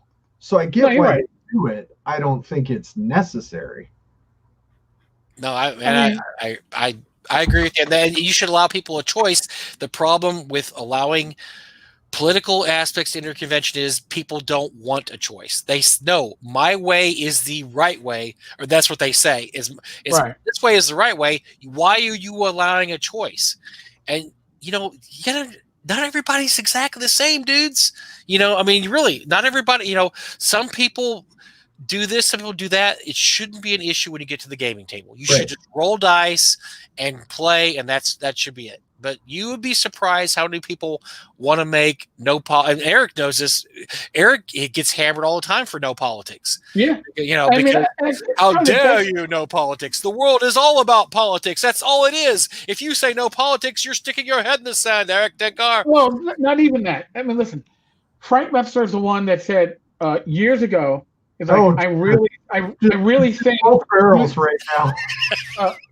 Because I really think that you need to make the tavern official statement that it's a neutral ground, no politics, no real world social issues. And I went, you know what? Frank has a good point there. Because people need a place where they don't need those outside, I'll be polite, stressors coming into their gaming talk or their gaming hangout. And I have gotten flack from both sides. Mm-hmm. And I basically been told, well, if you're making this a neutral ground, then somebody from the other political spectrum shouldn't be allowed in. I go, that's not what fucking neutral ground is. A neutral ground means that you take your biases and you leave them at the fucking door. If you were in Forgotten Realms, you'd be peace nodding your weapons, okay? Not that I think peace nodding was ever effective in my games, but that's what the idea is that we're going to come here and we're going to leave our prejudices, our biases behind. We're going to stress what we agree on, which is motherfucking gaming, almost like motherfucking Skeeter Green. We all agree that Skeeter Green is awesome and fucking scary at the same time. We can agree that gamers are on different political spectrums. I have friends on both spectrums. I mean, literally, I call them friends because they are fucking friends. We don't discuss politics. I don't discuss. If I want to discuss politics, not that the bars are open in New York City, but if they were open, I would go down to my neighborhood pub and talk politics with people I already know and not strangers. Talking politics with strangers on fucking social media is an easier way to madness than playing Call of Cthulhu and watching a character go fucking insane. Yeah. Okay. If you're at a game convention and you have a strong political or social opinion, maybe holster being an asshole until you read the room and see if that's going to be okay or not. Yeah, and you say that, Eric. I mean, Skeeter, but you and I are both surprised how many times that doesn't happen. People feel like this is my opinion, so I feel like you all have to know my opinion. Yeah, I really don't need it. No, I really don't need your opinion. I really don't care because I don't care. I think the most appropriate response when somebody does that, just sit there and let them get it out of their system. And then just look them square in the eye and say, "Slurp my butt."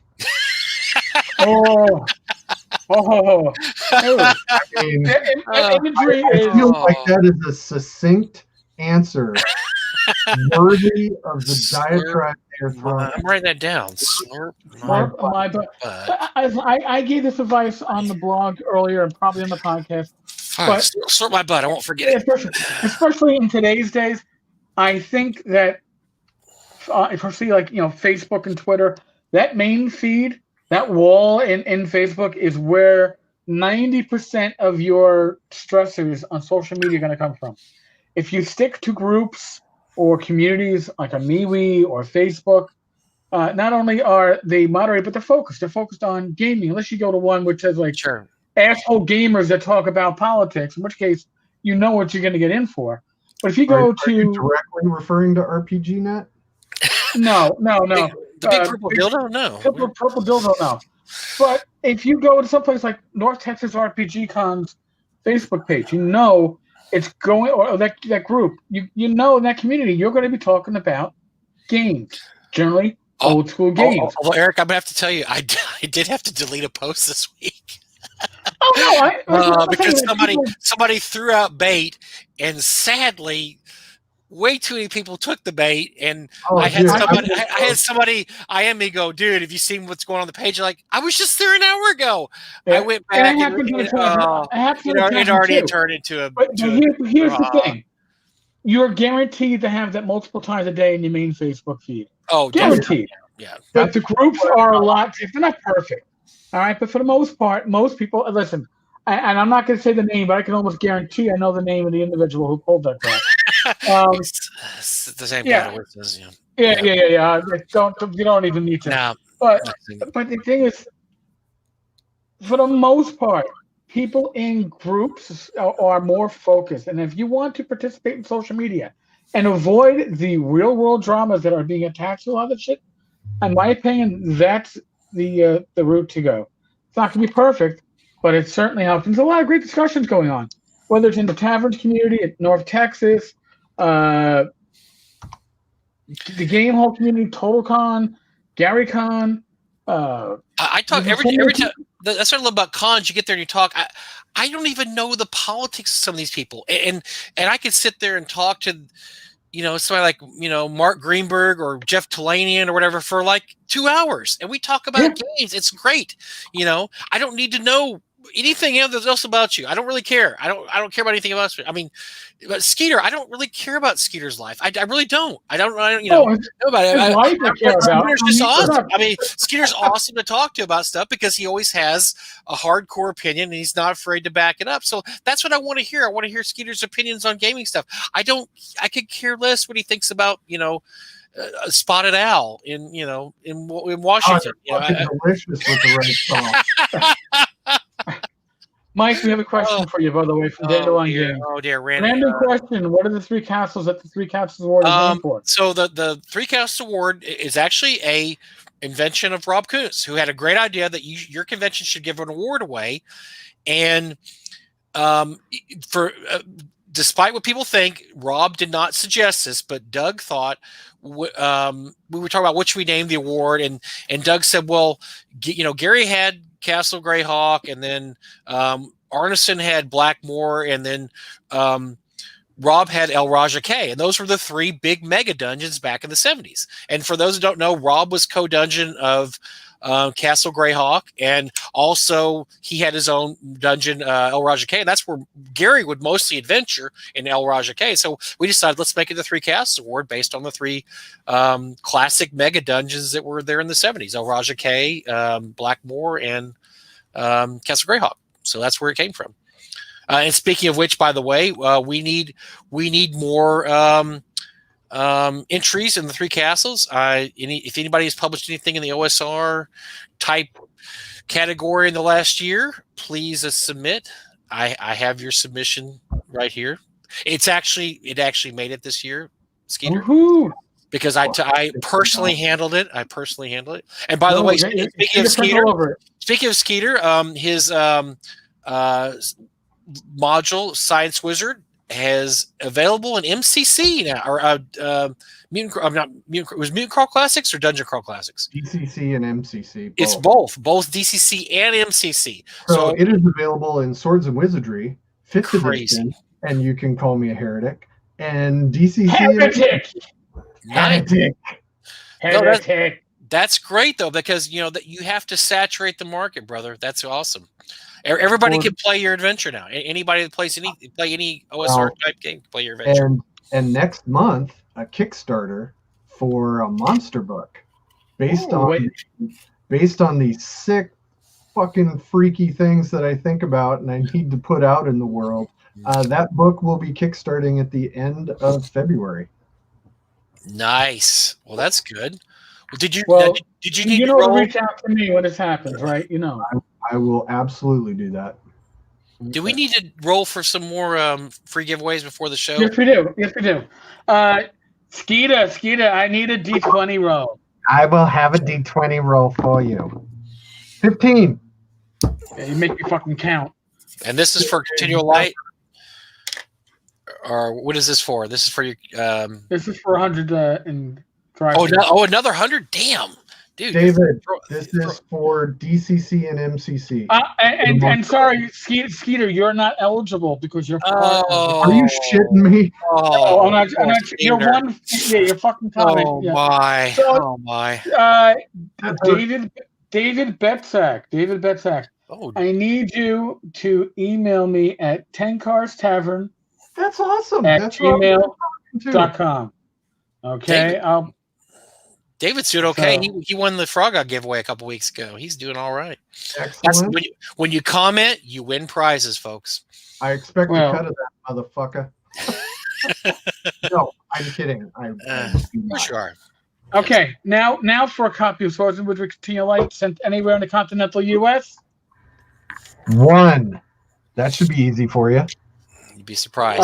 Now I got to go back to my prior. Oh, so where was it that I skipped over fucking Skeeter? Here, all right. Timothy Stone. Timothy Stone. Yay, Timothy Stone. Of Swords and Wizard Continue Light. Yeah, let me make notations for myself. I'm actually being organized. Don't let this go to your head. I'm never this organized. I took my training from Mike. That's how I improved. Geez. Folks, if you're listening live or you're listening later on YouTube, please subscribe to the channel. If you enjoyed this live stream, hit us with a like. Hit the thumbs up on the like. Yes, thumbs up. If you could give us 2 thumbs up, I would take the 2 thumbs up. Skeeter, well, thank you. You should have. I subscribe to you. You should subscribe to me. But really, we really have a blast doing this. Oh my God, we did. And this is going to be the end of the giveaways, likely, until we start doing the TotalCon.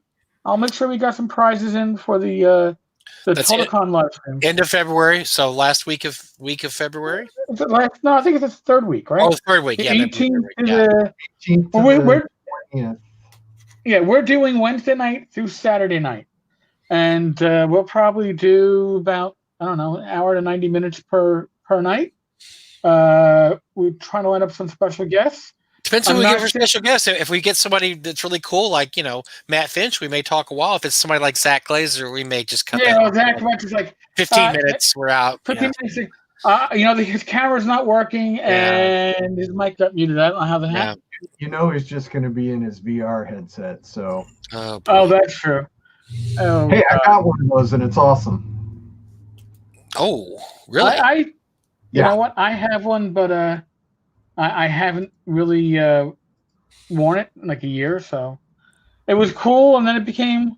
I play shooting games and stabby slashy games. I have some issues to work out. We all know this. Sounds like I love how YouTube said stream begins in 3 hours, and I come back 3 hours later and stream was 2 hours long already. YouTube, please learn to math time. Shadzar, just so you know, Mike and I do this 8 p.m. Eastern pretty much every Wednesday. Friday nights, 8 or 9, depending on, we'll not narrow it down. Joe the Lawyer and myself, we do Iron Rations on the 2nd and 4th Fridays of the month. 1st and 3rd Fridays of the month are going to be Jesus, that's too much math, you fucking pathfinder nerd. Christ. Glenn Hallstrom and myself are going to be kicking off on this Friday Dungeons, Dragons, and Discourse. So if you're listening to the podcast, it all shows up on the podcast. If you're listening to Tavern Chat, it's all part of Tavern Chat. But these are different live streams that we do on YouTube, and we really appreciate the feedback. Joe, by the way, wants to allow people to actually drop into the podcast from the chat, put them on screen for a few minutes. And fuck no. Get out of here. This is our podcast. I want to do that. Okay. Yeah, because Skeeter would be the first guy to drop in, drop an F-bomb, then leave. Yeah, no. No, we all know there's no fucking F-bombs. It's fucking fuck. We do curse. We're not. So, it is what it is. Maybe if we have a money donation, you could donate money, then jump in. I'm all for that. Live, if you jump some money in there, I'll let you jump. Give me a tip. You want to harp on a small video show trying to make money like we're talking about WotC? God damn it. Where's your wheelchair, Bottle? Get off my lawn. You two guys, wait, your wheelchair got caught on my lawn. Get it off anyway. Oy vey. Oh, boy. All right. Folks, Chief. We are actually over 2 hours. I blame Skeeter completely for this shit. Yep. He's responsible. I have no sense of responsibility. Well, he's irresponsible, but he's responsible. We are in the midst of the world of COVID. We touched on it already in the live stream on the podcast here. All I ask is that you use your common sense. I'm not telling you what to do. Use your common sense to keep yourself safe. By doing that, you can protect your community, your family, your loved ones, your friends. And if you need medical advice, if you can't figure out the common sense part, ignore the talking heads on TV and on YouTube and everywhere else. Fuck them. Seek out a medical professional that you trust, that you have a connection with. Not a doctor. No, Facebook is not a doctor. YouTube is not a doctor. Even if they are a doctor, there's a reason why they're on fucking YouTube and not doctors. Okay? And if somebody says, pour Drano up your nose because it kills the virus, probably not the medical advice that you're looking to take. But neither here nor there. All right, folks. Be safe, be well. God bless. Roll those dice. We're all going to wave. Let's all wave. Wave. Cat's sleeping, thank God. I don't have to worry about the cat coming. I'll say for you, wear your fucking mask. Again, common sense. If you're walking in a neighborhood and there's nobody around, all right, maybe you take your mask down. If you're walking around other people, be fucking polite. But hey, what can I say? All right. On that note, knock on wood. Adios. Later, everybody. Later.